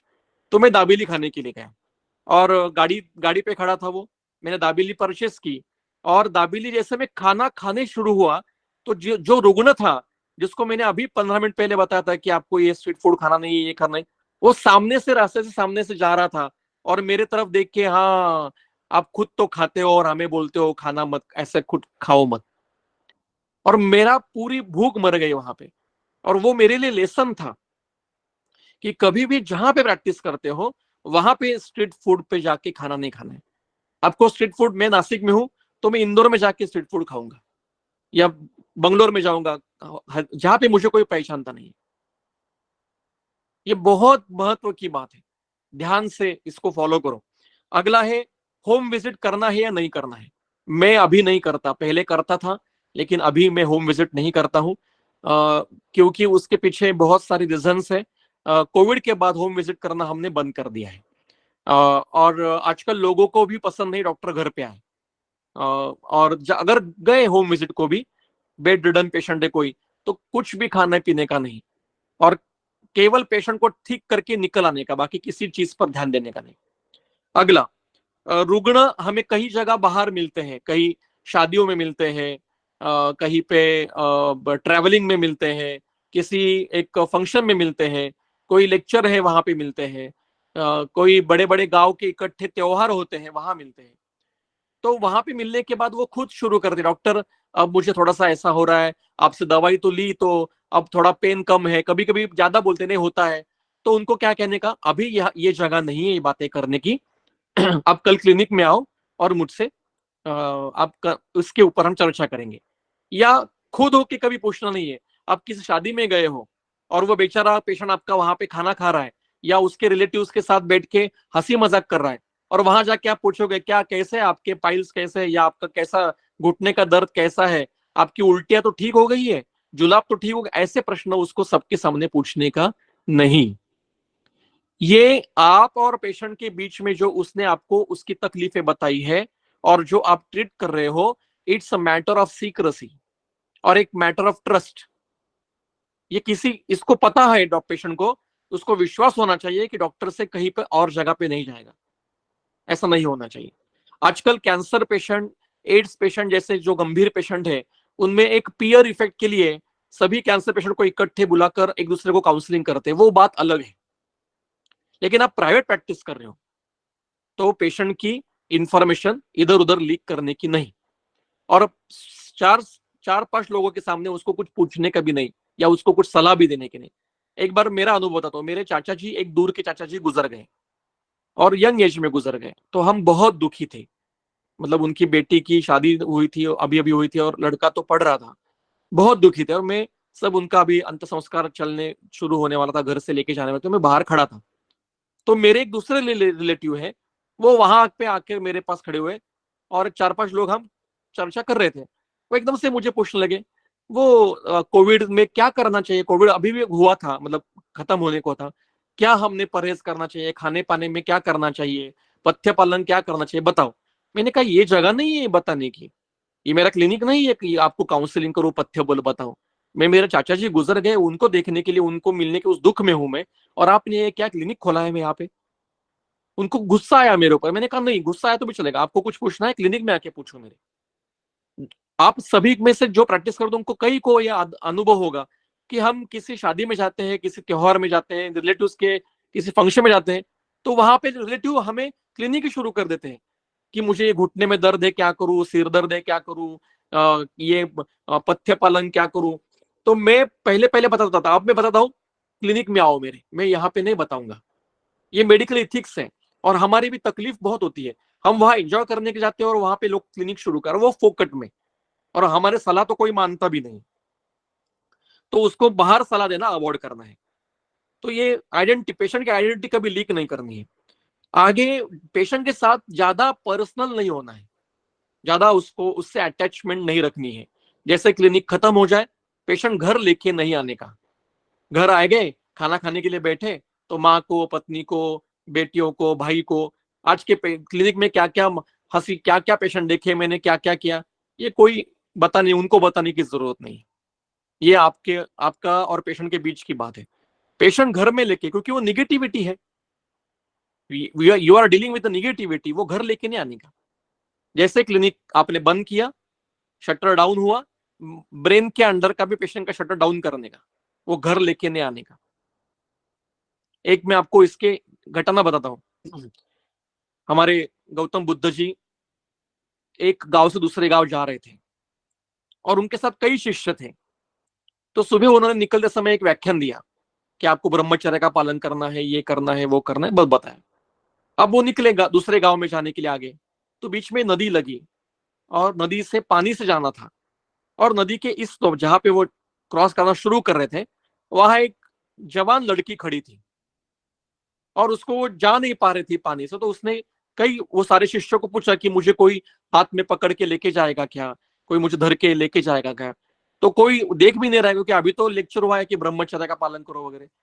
तो गौतम बुद्ध जी ने आके उसका हाथ पकड़ा, चलो माता जी मैं आपको क्रॉस करवाता हूँ, नदी पार करवाता हूँ। तो सारे शिष्य हक्का बक्का रह गए कि हमें ये लेक्चर देते हैं और खुद क्या कर रहे हैं देखो। तो सारे डिस्टर्ब हो गए। उन्होंने उस लड़की को नदियां पार करवा ली, उस लड़की ने उनको पैर छू के वंदन किया और वो चली गई। फिर ये अपने गांव चले गए जहां पे जाना था उनको, जहां पे निवास की व्यवस्था थी वहां गए और शाम का लेक्चर शुरू हुआ। तो गौतम बुद्ध जी आंखें बंद करके बैठे हैं और सारे शिष्य डिस्टर्ब हैं और कोई सुनने की मूड में नहीं है। तो इन्होंने आंखें खोली और उन्होंने स्माइल, उनकी एक स्माइल थी गौतम बुद्ध जी की, अभी भी उनके सर के एकदम आश्वासक उनकी एक स्माइल थी। और उन्होंने कहा कि मुझे पता है आप सब व्यथित हो क्योंकि मैंने आपको बताया कि ब्रह्मचर्य का पालन करना है वगैरह, और मैंने आज इस लड़की को हाथ धर के उसको नदी पार करवा ली। लेकिन एक बात ऐसी है कि आप, मैं उस लड़की को, वो जो माता जी थी, दीदी थी, उसको मैं नदी के तट पे ही छोड़ के आया हूं, लेकिन आप अभी भी उसका हाथ पकड़ के बैठे हो मन में, अभी भी उसका विचार कर रहे हो। वो तो एक सजीव है मेरे लिए, एक देव स्वरूप है मेरे लिए, माता जी है, उस जीव है एक, उस जीव की तकलीफ मैंने दूर की, वो चली गई, वो बात खत्म हो गई, लेकिन आप उसी के ऊपर अटके हो। वैसे ही पेशेंट चला गया तो दिमाग में पेशेंट का शटर डाउन करना है हमको, उसको घर लेके आने का नहीं। फिर ज्यादा उससे पर्सनल रिलेशनशिप बढ़ानी नहीं है पेशेंट को, उसको पेशेंट है तो पेशेंट की तरह ही रखो उसको। और अगर आपके कोई रिलेटिव आपके पास पेशेंट बन के आते हैं तो वहां उस समय केवल उसकी बातें करनी है, और जब वो किसी और जगह रिलेटिव बन के आएंगे तो वहां उनकी हेल्थ की बात नहीं करनी है। डोंट शेयर, अगला नियम है, don't share your personal things to patient. आपने कहा सेविंग की है, कहा आपने पैसे इन्वेस्ट किए हैं, ये किसी को, पेशेंट को बताने की जरूरत नहीं। आपने कौन सी गाड़ी परचेस की है, कौन सा गहना परचेस किया है, कौन सा घर नया कोई प्लॉट लिया है, या आपके बच्चे को कितने स्कूल में मार्क मिले हैं या कौन से स्कूल में एडमिशन ली है, ये अननेसेसरी इंफॉर्मेशन किसी भी अननोन पेशेंट को, या नोन भी हो तो भी देने का नहीं। या कभी कभी ऐसा होता है कि पेशेंट कहता है कि मुझे किडनी स्टोन की तकलीफ हो रही है, डॉक्टर कहता है हाँ हाँ मुझे भी हुआ था किडनी स्टोन। अगर हुआ भी होगा तो भी बताना नहीं है, क्योंकि आप उनके लिए एक आदर्श होते हो, स्वस्थ व्यक्ति होते हो, तो आपकी पर्सनल इंफॉर्मेशन कभी शेयर मत करो। दूसरा बहुत महत्व का, कभी भी कट प्रैक्टिस मत करो। इथिक्स में आता है कि मतलब मेरे मेरे पिताजी का देखा है, कई लोगों का देखा है। मेरे पिताजी क्या करते थे कि अगर किसी पेशेंट को हॉस्पिटल में सर्जरी के लिए या किसी के लिए रेफर किया तो हॉस्पिटल से चेक आता थे या कैश पैसे आते थे कट के। तो पहले तो वो लेते नहीं थे, फिर बाद में वो ज्यादा ही हॉस्पिटल ये करने लगे कि फिर आप मतलब आपको बदनाम करते, फिर आपसे कोई रिलेशनशिप रखते नहीं। तो फिर पिताजी क्या करते थे, जिस पेशेंट को भेजा था उसका कट आया है, उस पेशेंट को बुला के उसको पैसे देते थे कि देखो आप, मैंने आपको वहां भेजा था, आपके इतने पैसे होते, उसमें से मुझे ये कट आया है, तो ये आपके पैसे, मेरे नहीं है। इससे क्या होता था कि पेशेंट अटैच रहता था, और इतने अटैच है पेशेंट की, मेरे पिताजी गुजरने के बाद आज 10 साल हो गए तो भी वो मेरे पास प्रैक्टिस के लिए थे कि नहीं, डॉक्टर सराफ जी के प्रैक्टिस ऐसी थी तो उनका लड़का भी वैसे ही प्रैक्टिस करता होगा, वैसे फेक प्रैक्टिस नहीं करता होगा। ये एक विश्वास आप पेशेंट के मन में पैदा करने के लिए आपको करना पड़ेगा। आपको कट प्रैक्टिस से जल्दी इजी मनी आ जाएगा, लेकिन वो बहुत बुरी तरह से बाहर भी इजीली निकल जाएगा। ऐसा मत करो। कोविड में जिन्होंने लाखों रुपए कमाए उनकी आज बुरी हालत है बहुत। आप देख लो आपके शहर में क्या है, हमारे शहर में तो बहुत बुरी हालत। फिर एडवर्टाइजमेंट, एडवर्टाइजमेंट ज्यादा करनी नहीं है क्लिनिक की। आप मैंने यहाँ पे एक लिंक दी है, वो लिंक आप बाद में, मैं पीपीटी शेयर करता हूँ, आप वो लिंक डाउनलोड करके देख लो। या नेट पे भी एनसीएसएम इंडिया का ये इथिक्स का ड्राफ्ट है, वो आप ओपन करके देखो। दूसरा, दो नियम लास्ट है अभी इथिक्स के, कि आप जहां पे प्रैक्टिस करते हो उसके अनुसार आपको वृत्ति में बदल करना पड़ेगा। अगर आप कोई विलेज में प्रैक्टिस कर रहे हो तो उस विलेज के लोगों के अनुसार आपको उनसे बातें करनी है या उनको सलाह देनी है। और अगर आप सिटी में प्रैक्टिस करते हो तो आपको उनके अनुसार देना। अब मेरे मुंबई में जो पेशेंट है वो सारे फिल्म इंडस्ट्री के, या मतलब कोई कैमरामैन है, कोई क्या कहते हैं असिस्टेंट डायरेक्टर है, ऐसे आते हैं। एक 2-3 सीरियल के मेरे मतलब एक्टर्स भी, वो भी आते हैं। तो उनको मैं ऐसी इजी बातें नहीं बताऊंगा, उनको तो बहुत अच्छे से, जैसे हमने वीडियो में देखा था, तो उनको अच्छे से काउंसलिंग करते करते, हाँ हाँ बहुत बड़ा है बहुत, उनको एक को एटीट्यूड से हमें जाना पड़ता है कि नहीं नहीं आपको बहुत ये करूंगा। तो वो आपको जहां पे प्रैक्टिस कर रहे हो, बॉम्बे में प्रैक्टिस करनी है, अलग प्रकार की प्रैक्टिस है, नासिक में अलग प्रकार की है, और कोई छोटी सिटी है, कोई छोटा गांव है, वहां अलग प्रकार से करनी पड़ेगी। और अंतिम इथिक्स का है कि पेशेंट की आर्थिक स्थिति क्या है, उसके अनुसार आप उससे फी लो। कई बड़े बड़े वैद्य ऐसे कहते हैं कि सोने का भाव जैसे बढ़ता चढ़ता है, कम होता है, वैसे में मेरे कंसल्टेशन फी में कम उधार होता है। मैंने 35 साल से प्रैक्टिस में कर रहा हूं, तो मेरी कंसल्टिंग 5,000 रुपए है। ऐसा मैंने बहुत ज्येष्ठ वैद्य को बात करते हुए देखा है। मुझे ये पसंद नहीं। हमारी हम कोई मतलब ठीक है, अच्छे पैसे कमाने चाहिए बहुत, लेकिन लोगों को लूट के नहीं कमाने हैं। वो फिर गलत पदे से बाहर भी निकलते हैं पैसे। ऐसे पैसे लेने हैं कि पेशेंट को ज्यादा उसका बोझ भी ना हो और आपका नुकसान भी ना हो, इतने पैसे लो। वो आपकी किस जगह प्रैक्टिस कर रहे हो उसके अनुसार है। 2 नियम ग्रंथकारों ने दिए इथिक्स के बारे में। वो कह रहे न अर्थार्थम नापि कामार्थम अथ भूतदयाम प्रति। ये जो चिकित्सा हम कर रहे हैं, ये पैसे कमाने के लिए नहीं कर रहे, या काम के लिए, काम मतलब इच्छा पूर्ति के लिए भी नहीं कर रहे, ये भूतदया के लिए कर रहे हैं। और जो भूतदया से वर्तते या चिकित्सायाम स सर्वमति वर्तते, जो भूतदया से प्रैक्टिस करता है उसको सारा चीजें मिल जाती है। उसको भगवान या संहिता या जो भी शक्ति है वो आपको कुछ कम नहीं होने देती, वो आपका सारा ख्याल पूरा करती है।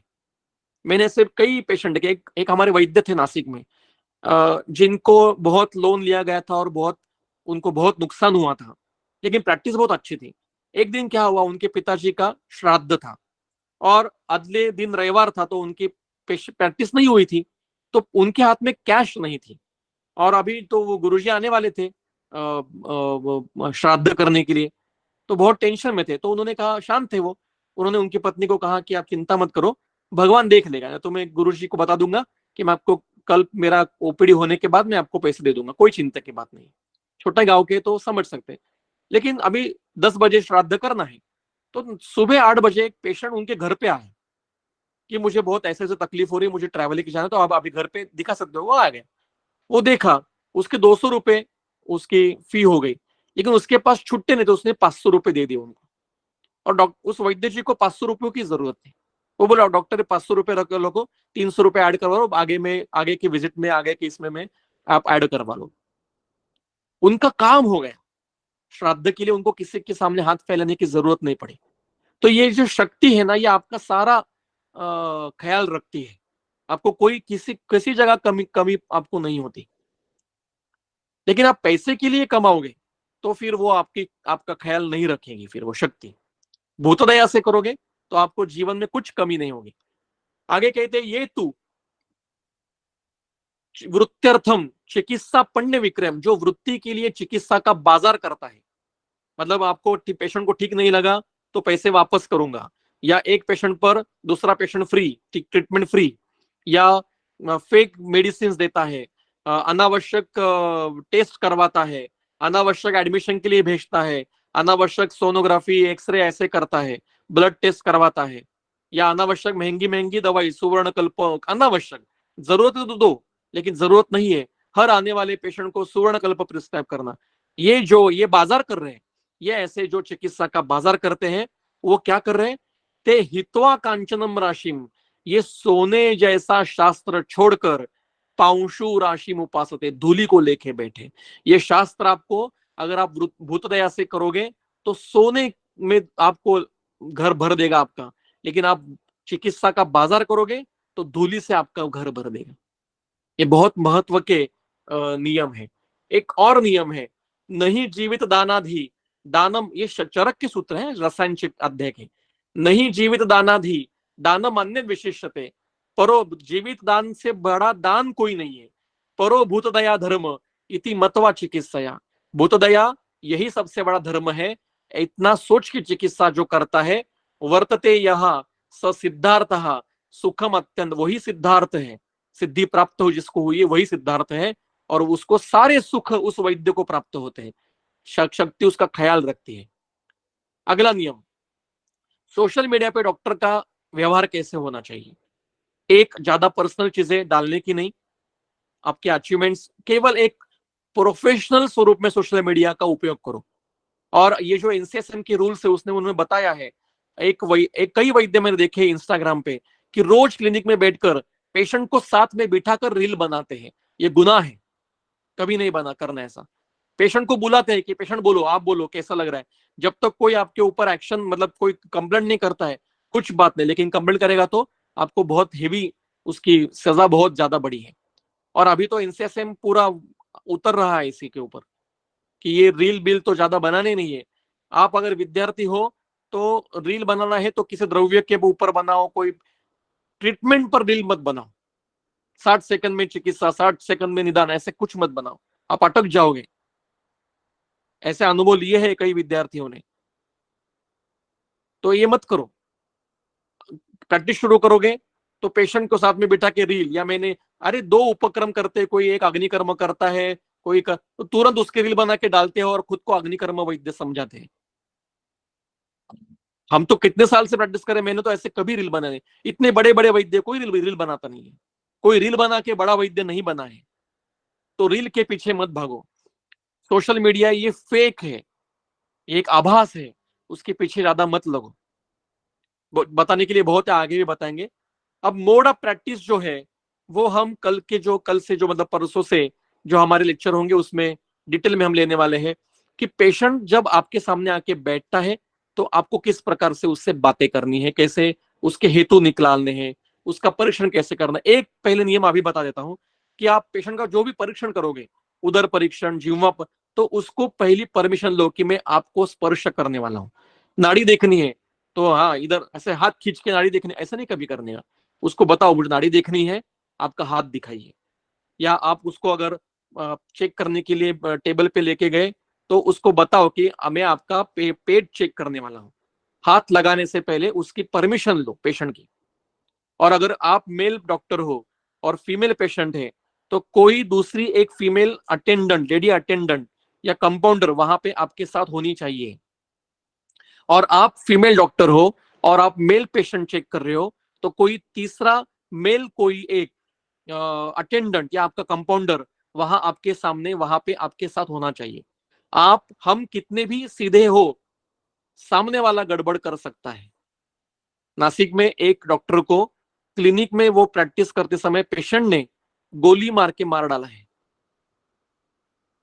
आजकल ऐसी स्थितियां आनी शुरू हो गई है, इसलिए आपको पूरी खबरदारी। और एक मतलब ये तो क्या कहते हैं उसको, विनय भंग वगैरह का जो बातें होती है वो तो उससे बहुत, मैं कभी कई लड़कियां जो विद्यार्थिनी होती है वो कहती है मुझे कि सर मुझे चेक करना है, मैं आपको क्लिनिक में आऊं, मुझे ऐसा ऐसा है। मैं कहता हूं आओ बिल्कुल, लेकिन आपकी माताजी को या पिताजी को या आपकी बहन को या आपके भाई होगा उसको लेके आओ, अकेली नहीं आने का। और अगर आप फीमेल डॉक्टर हो तो किसी भी मेल पेशेंट को अकेले में चेक नहीं करने का।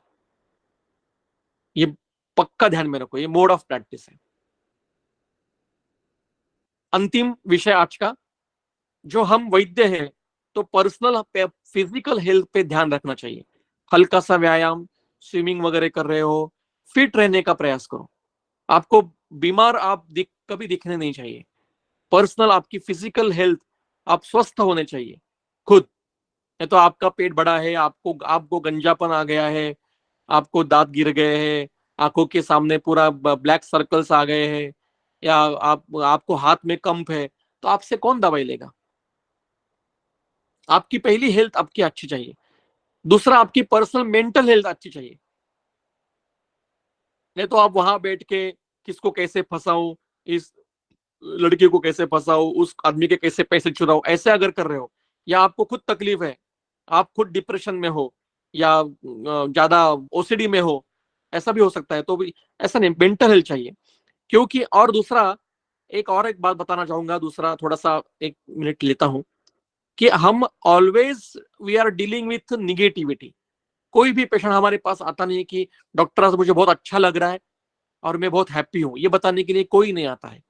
सब रोने के लिए आते हैं, ये हो रहा है, वो हो रहा है, तकलीफ हो रही है, बहुत तकलीफ में हूँ, तो ये निगेटिविटी अगर हम बार बार उससे डील करते हैं तो वो निगेटिविटी धीरे धीरे हमारे अंदर आनी शुरू हो जाती है और फिर हम भी उस निगेटिविटी का एक पार्ट बन जाते हैं। इसलिए खुद के मेंटल हेल्थ पे भी ध्यान दो। और अंतिम, सेल्फ हाइजीन। आप खुद की जो हाइजीन है उसके, क्योंकि हम हमेशा आतुर के साथ डील करते हैं। तो पेशेंट चेक किया तो तुरंत हाथ धो, नाड़ी देखी तो भी हाथ धोने का, या पेशेंट चेक किया तो हाथ धोकर। कई लोग ऐसे क्लिनिक से आते हैं डायरेक्ट खाना खाने के लिए बैठते हैं, बहुत गलत बात है। घर क्लिनिक के कपड़े बाहर ही रखो, मतलब बेडरूम में नहीं लेके आने का, उसको आप बाहर रखो क्लिनिक। इसलिए अभी मैं एक नया मैं फॉलो करने वाला हूँ कि क्लिनिक में जब बैठेंगे तो एक डॉक्टर का जो एक वो ड्रेस होता है ना, वही पहन के बैठने का, ये रूटीन के कपड़े पहनने के नहीं। ये बहुत अच्छी बात, डेंटिस्ट करते हैं अभी आजकल, ऐसा कर रहे हैं, ये बहुत अच्छी बात है। तो personal physical health, personal mental health और सेल्फ हाइजीन, इसके ऊपर ध्यान दो। तो थैंक यू वेरी मच। आज हमने डूज एंड डोंट्स के बारे में बहुत सारे बातें की। इसमें बहुत सारी बातें और भी है जो धीरे धीरे हम 15 दिन के अंदर जो अभी आपके व्याख्यान देने वाले हैं उसमें विचार करेंगे। ये सारे मेरे अनुभव के हैं और कुछ मेरे गुरुजनों के हैं।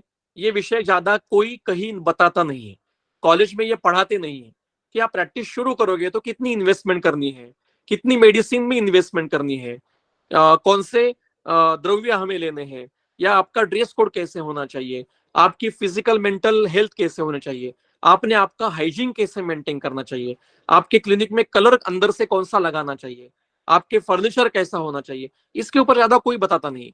मैं आपको फिर से एक बार संक्षेप में बताता हूं कि ज्यादा शुरुआती दौर में इन्वेस्टमेंट मत करो क्लिनिक में। दूसरा, ज्यादा मेडिसिन में इन्वेस्टमेंट मत करो, जितनी जरूरत है उतनी एक एक महीने की इन्वेस्टमेंट लो, एक मेडिसिन लो। और पहले सर्वे करो कि मेरे पास कितने इस एरिया में कौन से पेशेंट है। ज्यादा आप अगर दुर्जल जेता रस या सुवर्ण मालिनी वसंत या क्या बात महावात विध्वंस रस या मकर ध्वज रस ऐसा परचेस करके रख दी और वो 1 लाख रुपए का हो गया और पेशेंट ही नहीं आया आपके पास, तो वेस्ट हो गया सारा। किलो किलो किलो किलो आपने परचेस, क्या जरूरत है? जितनी जरूरत है उतनी परचेस करो, तो प्रिस्क्राइब करो बाहर से। दूसरा, हम ऑलवेज निगेटिव एनर्जी से डील करते हैं, तो उसको नलीफाई करने के लिए एक मेरे गुरुजी ने मुझे 2 नियम बताए कि हमेशा आपको समझो आज मुझे 100 रुपए मिले क्लिनिक में, तो 1 रुपया में किसी को दान दे दूंगा। कितना भी आप तय करो, 5 पैसे दिन, जो भी 0.5% जो भी है। तो इस हिसाब से जितनी आपकी इनकम है इसमें से कुछ चीजें आप दे दो लोगों को। मैं एक और नियम फॉलो करता हूं कि जो स्किन डिसीज के पेशेंट होते हैं उनसे मैं जो पैसे लेता हूं, जो कोई कंसल्टिंग के या दवाई के पैसे है, वो मैं मेरे पर्सनल चीज में या मेरे घर में खर्च नहीं करता हूं। वो मतलब घर में लेके नहीं आता पैसे, क्योंकि वो पाप कर्म जो बोला है त्वचा विकार, तो वो दूसरी जगह पे पैसे खर्च करने के। किसी विद्यार्थी को कुछ आप हेल्प करो, किसी गरीब को हेल्प करो, ऐसा करो। और दूसरा नियम दमनिया सर जो बताते हैं कि यज्ञ करो, वर्ष में केवल एक यज्ञ करो। नहीं, आपको हर पुष्प द्वितीया को या गुरुवार को नहीं हो रहा है, एक यज्ञ। मैंने कोविड के समय में एवरी संडे अश्विनी कुमारों का यज्ञ 1 साल किया, दिवाली तो दिवाली, दमनिया सर के अनुसार। और उसके बाद मेरी प्रैक्टिस में बहुत मुझे बदलाव आ गया। यज्ञ से बहुत बहुत चीजें होती है। तो फिर इथिक्स, जो मैंने इथिक्स के नियम बताए कि पेशेंट के घर में खाना नहीं खाना है, पेशेंट के साथ खाना नहीं खाना है, वो बाहर मिलेगा तो वहां पे चर्चा नहीं करनी है, क्लिनिक में ही आ जाओ। फीमेल डॉक्टर है तो मेल पेशेंट कभी अकेले में चेक नहीं करना है, मेल डॉक्टर है तो फीमेल पेशेंट अकेले में चेक नहीं करना है। ऐसे छोटे छोटे नियम जो है वो आप एक बार फिर से उसको नोट करके रखो। इसको और विस्तार से हम धीरे धीरे आगे के जो हमारे 15 व्याख्यान है इसमें उस विषय के अनुसार लेंगे। हमने 3 वीडियो भी देखे, एक मुन्ना भाई का है और एक आनंद फिल्म का है, कि उसमें क्या बदलाव करना है क्या नहीं करना है। ये ऐसा है, पीपीटी शेयर करेंगे, जरूर करेंगे। तो thank you very much, over to organiser. आज हम रुकते हैं और जो भी प्रश्न है आप ग्रुप में पूछ सकते हो। ये सारी पीपीटी और वीडियो भी मैं ग्रुप में शेयर कर देता हूँ। बहुत बहुत धन्यवाद। नमस्ते। Thank you so much sir, इतने सुंदर ज्ञान को हम सबसे साझा करने के लिए। जैसा आपने कहा कि इतना डेप्थ में तो कोई भी नहीं बताता जितना डेप्थ में आपने बताया। कुछ क्वेश्चन चैट बॉक्स में आए हैं, तो डॉक्टर छवि जी का क्वेश्चन है सर कि स्टार्टिंग में जब पेशेंट को कोई खास इम्प्रूवमेंट ना हो, then how to react and respond. कई बार ऐसा होता है कि पेशेंट डायरेक्ट मुंह पे बोल देता है कि आपकी दवाई से मुझे कुछ भी फायदा नहीं हुआ है और उल्टा तकलीफ बढ़ गई है या कुछ 0% इम्प्रूवमेंट है। तो ऐसे में कभी भी हम डिस्टर्ब नहीं होने का, उनको आराम से बताने का कि होता है। मैं इसमें दो चीजों का उपयोग आधार लेता हूँ कि ऋतु का विचार करता हूँ कि अभी जैसे देखो कितनी धूप है, तो धूप में तो ऐसे ही थकावट होती है, धूप में वैसे ही बॉडी मतलब बीमारी थोड़ी धीरे धीरे होती है। तो कभी भी अपने ऊपर इल्जाम नहीं लेने का, हमारी गलती होगी तो भी उसको काउंसलिंग करने का कि नहीं हो जाएगा, चिंता मत, और उसको एक पॉजिटिविटी देने का कि चिंता मत करो, आपकी हो जाएगा। ठीक है, मैं एक मेडिसिन बदल देता हूँ, ये गोली में बंद करता हूँ। मैं एक अनुभव बताता हूँ आपको कि मेरे प्रैक्टिस शुरू की, मेरे पिताजी गुजर गए थे, गुजरने के बाद 1-2 साल के बाद की बात है। एक दादाजी आए, 75-80 साल के होंगे, और पूरा आधा घंटा अलग अलग सिम्टम्स बताए।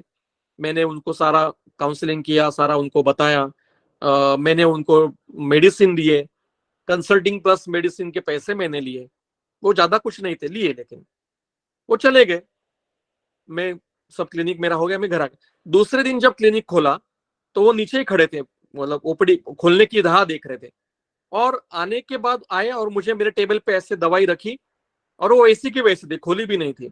और उन्होंने कहा कि मेरे पैसे वापस करो मुझे, मैं ये आपकी दवाई नहीं लेना चाहता। तो मैंने कहा, मैंने पहले पैसे निकाले, उन्होंने जितने दिए थे वो उनके हाथ में पहले रख दिए। मैंने कहा लीजिए, ये आपके पैसे हैं। उनको लगा कि मैं नहीं बोलूंगा ऐसा, वो एकदम शांत हो गए कि झट से मैंने पैसे निकाल के दिए। अब मैंने कहा अब बताओ कि क्या हुआ। तो वो रोना शुरू कर दी। मैंने कहा क्या हुआ, बैठिए आप। उन्होंने कहा कि मैं रिटायर्ड हूँ, मेरा बेटा घर चलाता है, मेरी थोड़ी सी पेंशन है, और मेरा जब मैं आया और मैं दवाई लेके गया तो मेरा बेटा और मेरी बहू ने मुझे बहुत डांटा कि आप किसकी परमिशन से मेडिसिन लेने के लिए चले गए, किसने पैसे दिए आपको, इतना खर्चा क्यों कर रहे हो। तो मैंने कहा आप दादाजी एक काम करो, ये पैसे तो मैंने आपके वापस दे दिए हैं, आप ये मेडिसिन भी लेके जाओ। अब इसके पैसे देने की कोई जरूरत, जब तक आपको चाहिए तब तक आप मेडिसिन लेके जाओ, मैं पैसे नहीं मांगूंगा। उस दादाजी ने बाद में मुझे 10-15 पेशेंट अलग अलग जगह के भेजे कि ये डॉक्टर अच्छा है, इसके पास जाओ। और जो पैसे वो उनको मैंने रिटर्न किए थे, उससे 3-4 गुना मुझे पैसे मिले बाकी के लोगों से। तो क्वचित धर्मा क्वचित मैत्री क्वचित अर्था क्वचित यशः कर्माभ्यासा क्वचित चिकित्सा नास्ति निष्फला। और जब पेशेंट ऐसा कहता है कि नहीं मुझे कुछ फायदा नहीं हुआ, तो उसको शांति से कहो कि ठीक है, हम प्रयास करते हैं।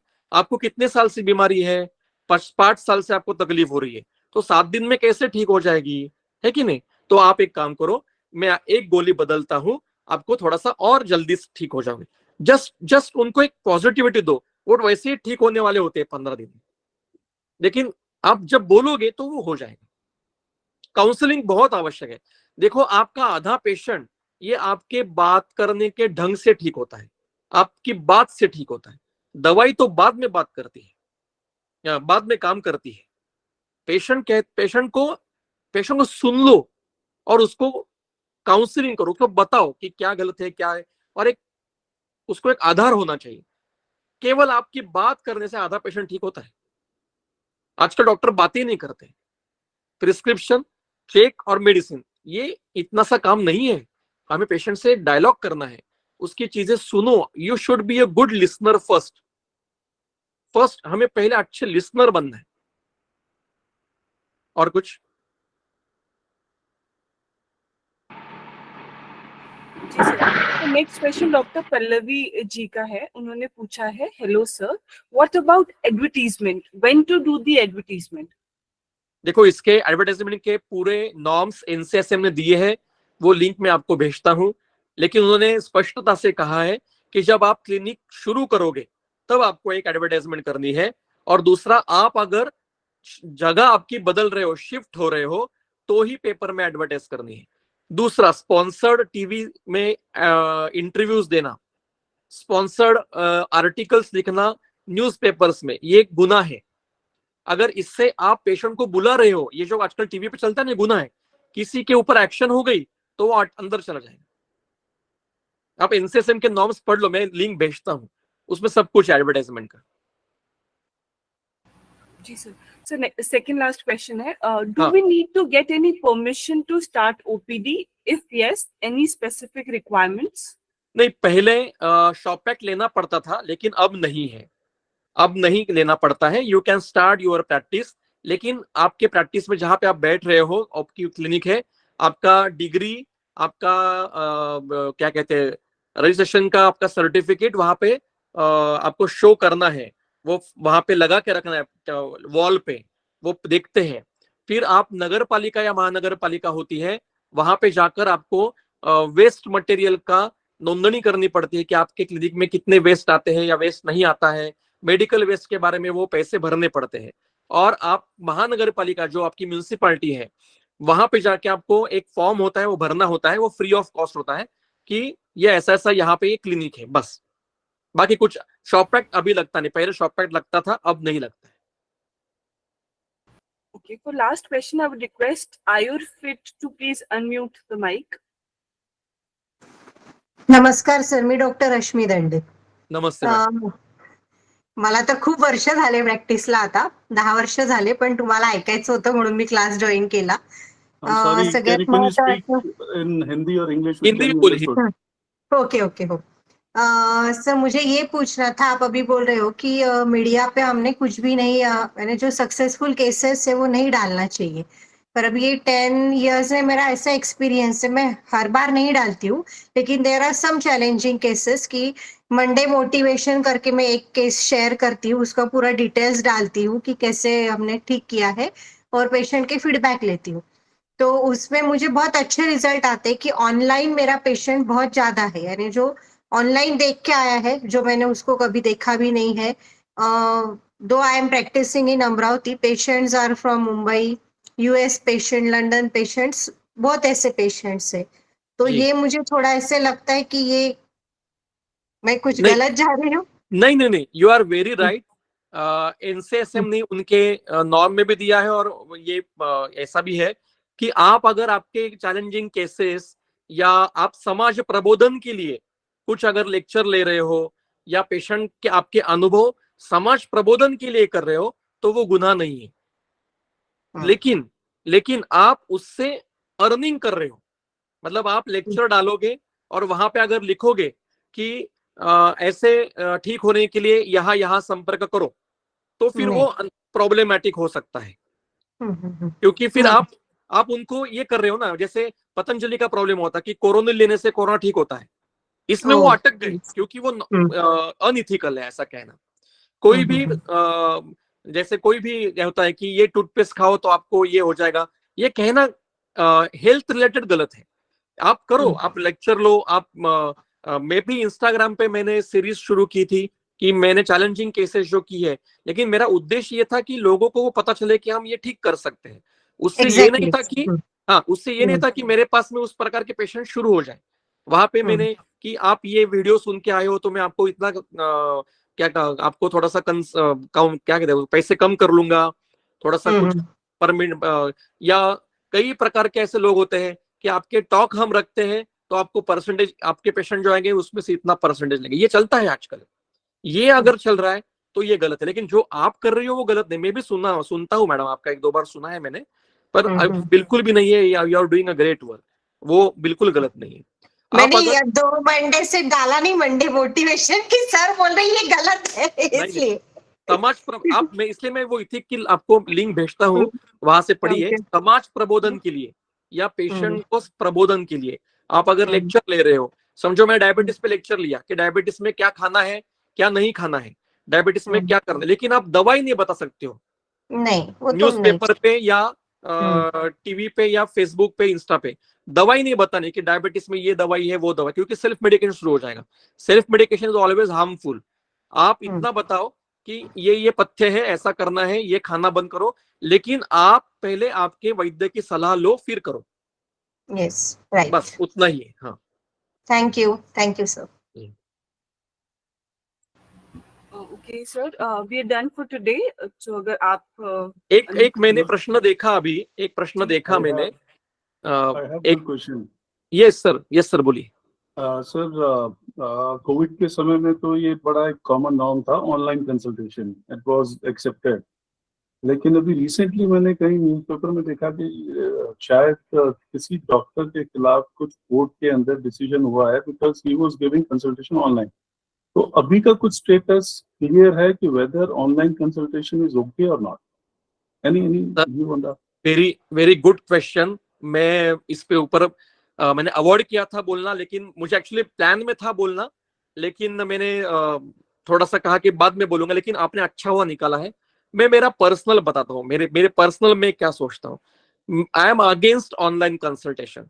मैं हमेशा कहता हूँ कि मैं प्रत्यक्ष रुग्ण देखूंगा तो ही मैं निदान कर सकता हूँ और तो ही मैं चिकित्सा कर सकता हूँ। एक पेशेंट, मुझे कल ही फोन आया था, वो यूथ उत्तर प्रदेश के गोरखपुर के पास कोई बहराइच नाम का डिस्ट्रिक्ट है, वहां से है पेशेंट। अब मैंने पेशेंट को देखा नहीं, वो मुझे फोन पे पूछ रहा है कि मैं ये ऐसा ऐसा उसको तकलीफ हो रही है, ऐसा ऐसा हो रहा है, मैं क्या करूं। मैंने कहा भाई, मैं बता भी पाऊं कि ये दवाई लो वगैरह, और उस पेशेंट को कुछ अलग तकलीफ होगी या उसके हेतु अलग होंगे और उसको तकलीफ बढ़ जाएगी और उसको कुछ प्रॉब्लम हो जाएगा, तो मेरे ऊपर आ जाएगा और आयुर्वेद बदनाम हो जाएगा। आप वहां के किसी वैद्य के पास लेके जाओ, डॉक्टर के पास लेके जाओ, उसका पूरा कंसल्टेशन करवा लो, चेकअप करवा लो, फिर मुझे रिपोर्ट भेजो, डॉक्टर से मेरी बात करवाओ, वो डॉक्टर से मैं बात करके मैं फिर मेडिसिन उसको बताऊंगा। ऑनलाइन कंसल्टेशन, अगर आप वीडियो पे देख रहे हो पेशेंट, प्रत्यक्ष वीडियो पे देख रहे हो, तो भी एक प्रकार का थोड़ा सा बीच में आता है, आपने उसकी नाड़ी देखी नहीं है, आपने उसकी जीवा परीक्षण नहीं की है, आपने उसके दोषों का परीक्षण नहीं किया है, आप उसको केवल देख के कैसे मेडिसिन दे सकते हो।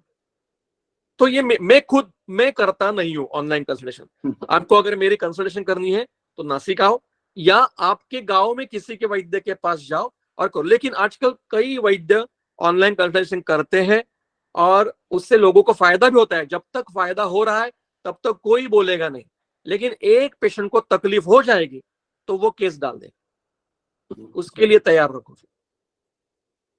Thank you. हाँ, और अभी ऑफिशियल जो है वो ऑफिशियल तो अभी ऐसा कुछ आया नहीं है, लेकिन जैसे जैसे ये ऑनलाइन कंसल्टेशन बढ़ेगा इसके ऊपर के नॉर्म्स आते जाएंगे। एनसीएसएम के इसमें तो मैंने पढ़ा नहीं है कि इसके ऊपर उन्होंने कुछ लिखा नहीं है, कुछ नहीं लिखा है, ना पॉजिटिव है ना निगेटिव है, मतलब करो ये भी नहीं है ना करो ये भी नहीं है। लेकिन मैंने मेरी पर्सनल मैं नहीं करता हूँ, मुझे पैसे कम मिलेंगे तो भी चलेगा, मैं सामने जो मेरे बैठेगा पेशेंट उसको फिजिकली चेक करके मैं दवाई दूंगा। जो बाहर बैठा है, समझो अभी और दूसरा जिसकी प्रकृति मुझे पता है, मतलब उसको सारा हेल्थ स्टेटस मुझे पता है, जिसको मैं उसको एक बार चेक कर चुका हूं, तो उसको दवाई देने में कोई प्रॉब्लम नहीं, क्योंकि आपने उसका परीक्षण किया है। मतलब आपको कोई पेशेंट जो आपका नासिक का पेशेंट ट्रैवल करने के लिए समझो कलकत्ता गया और वहां बीमार हो गया और उसने मुझे फोन किया कि ऐसा ऐसा हो रहा है, बताओ दवाई, क्योंकि आप जानते हो उसका दोष परीक्षण आपने किया है, आप उसको देखे हो, उसकी प्रकृति आपको पता है, तो आप दे सकते हो। लेकिन जो अनजान है, आप जिसको कभी जीवन में देखा नहीं है सामने, उसको आप फोन पे या वीडियो कॉल पे कैसे दवाई दे सकते हो। मैं तो अगेंस्ट हूँ इसके, मैं पर्सनल, मैं शायद गलत भी हो सकता हूँ। नहीं, absolutely. You taken very positive. एक Thank you. प्रश्न था, मैंने वो प्रश्न पढ़ा, एक मिनट, वो ऐसा था कि yes, in our clinic it is mandatory to display our degree certificate and other, yes, not achievements, only degree certificate and आपका रजिस्ट्रेशन, यही आपको डिस्प्ले करना है। हाँ, एक प्रश्न बहुत महत्व का है, युगवेंद्र पुरोहित जी ने पूछा है कि अगर रोगी असाध्य हो तो भी उसको बोलना चाहिए या नहीं कि आप ठीक हो जाओगे, या सही स्थिति स्पष्ट करनी चाहिए। इसमें आपको मध्यम मार्ग का अवलंब करना है। अगर आपने स्पष्ट बोला और उससे पेशेंट और उसके घर की परिस्थिति खराब हो सकती है और डाउन हो सकती है, तो आप मीडियम मार्ग से बोलो कि थोड़ा सा कठिन है, हम प्रयास करेंगे, ऐसा बोलो। लेकिन पेशेंट ओके एक्सेप्टेबल है, उसने मन की तैयारी है तो बताओ कि आपको ऐसा ऐसा, लेकिन we are not God too, तो उसको बताओ कि आपकी 2 दिन में आप मरने वाले हो या 6 महीने में मरने वाले हो, आप दवा की नहीं, ये कोई हम गॉड नहीं है किसी की आयु बताने वाले कि आपके कब मरने वाले, ये कोई नहीं बता सकता। तो डोंट क्लेम इट कि ये जल्दी मरने वाला है या ये नहीं, ये तो बहुत देर तक, कभी मत कहो। क्या कहो कि नहीं थोड़ा कठिन परिस्थिति है, हम प्रयास करेंगे। 2 नियम बताए हैं कि एक, असाध्य रोगों की चिकित्सा करना नहीं, ऐसा सब जगह बताया है, लेकिन वैसे दूसरी तरह चरक ने बताया कि यावत कंठ गते प्राणा तावत प्रयत्न करो, जब तक उसके कंठ में प्राण है तब तक आप उसकी चिकित्सा करो। मतलब आपको असाध्य रोग ठीक नहीं होंगे ये पता होना चाहिए, लेकिन चिकित्सा यापना उसकी करती रहनी चाहिए, अंतिम श्वास तक करना है, प्रयास छोड़ना नहीं। पता है असाध्य तो भी, असाध्य चलो जाओ निकल जाओ, ऐसा नहीं करना है। प्रयास करो, उसकी क्वालिटी ऑफ लाइफ सुधारने का प्रयास करो। बीमारी नहीं ठीक हो जाएगी, लेकिन वो खा पी सकेगा, मल मूत्र विसर्जन कर सकेगा, चल फिर सकेगा, इतना तो कर सकते चिकित्सा से, वो करो। अब बाकी के प्रश्न होंगे तो आप ग्रुप में पूछिए, हम परसों के व्याख्यान में उसको उत्तर करने का प्रयास करेंगे। जी sir, thank you so much sir. बहुत बहुत धन्यवाद, बहुत सारे सुंदर प्रश्न पूछे आप सभी ने।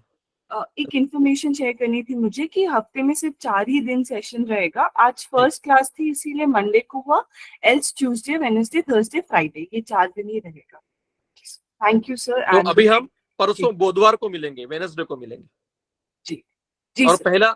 पहला लेक्चर होगा कि निदान पद्धति क्या होती है, ये लेक्चर होगा। अगला जी सर, या thank you, जो विषय शेयर किया आपने उसमें से जाएंगे, क्रम से जाएंगे। जी जी सर। चलिए, धन्यवाद, बहुत बहुत धन्यवाद।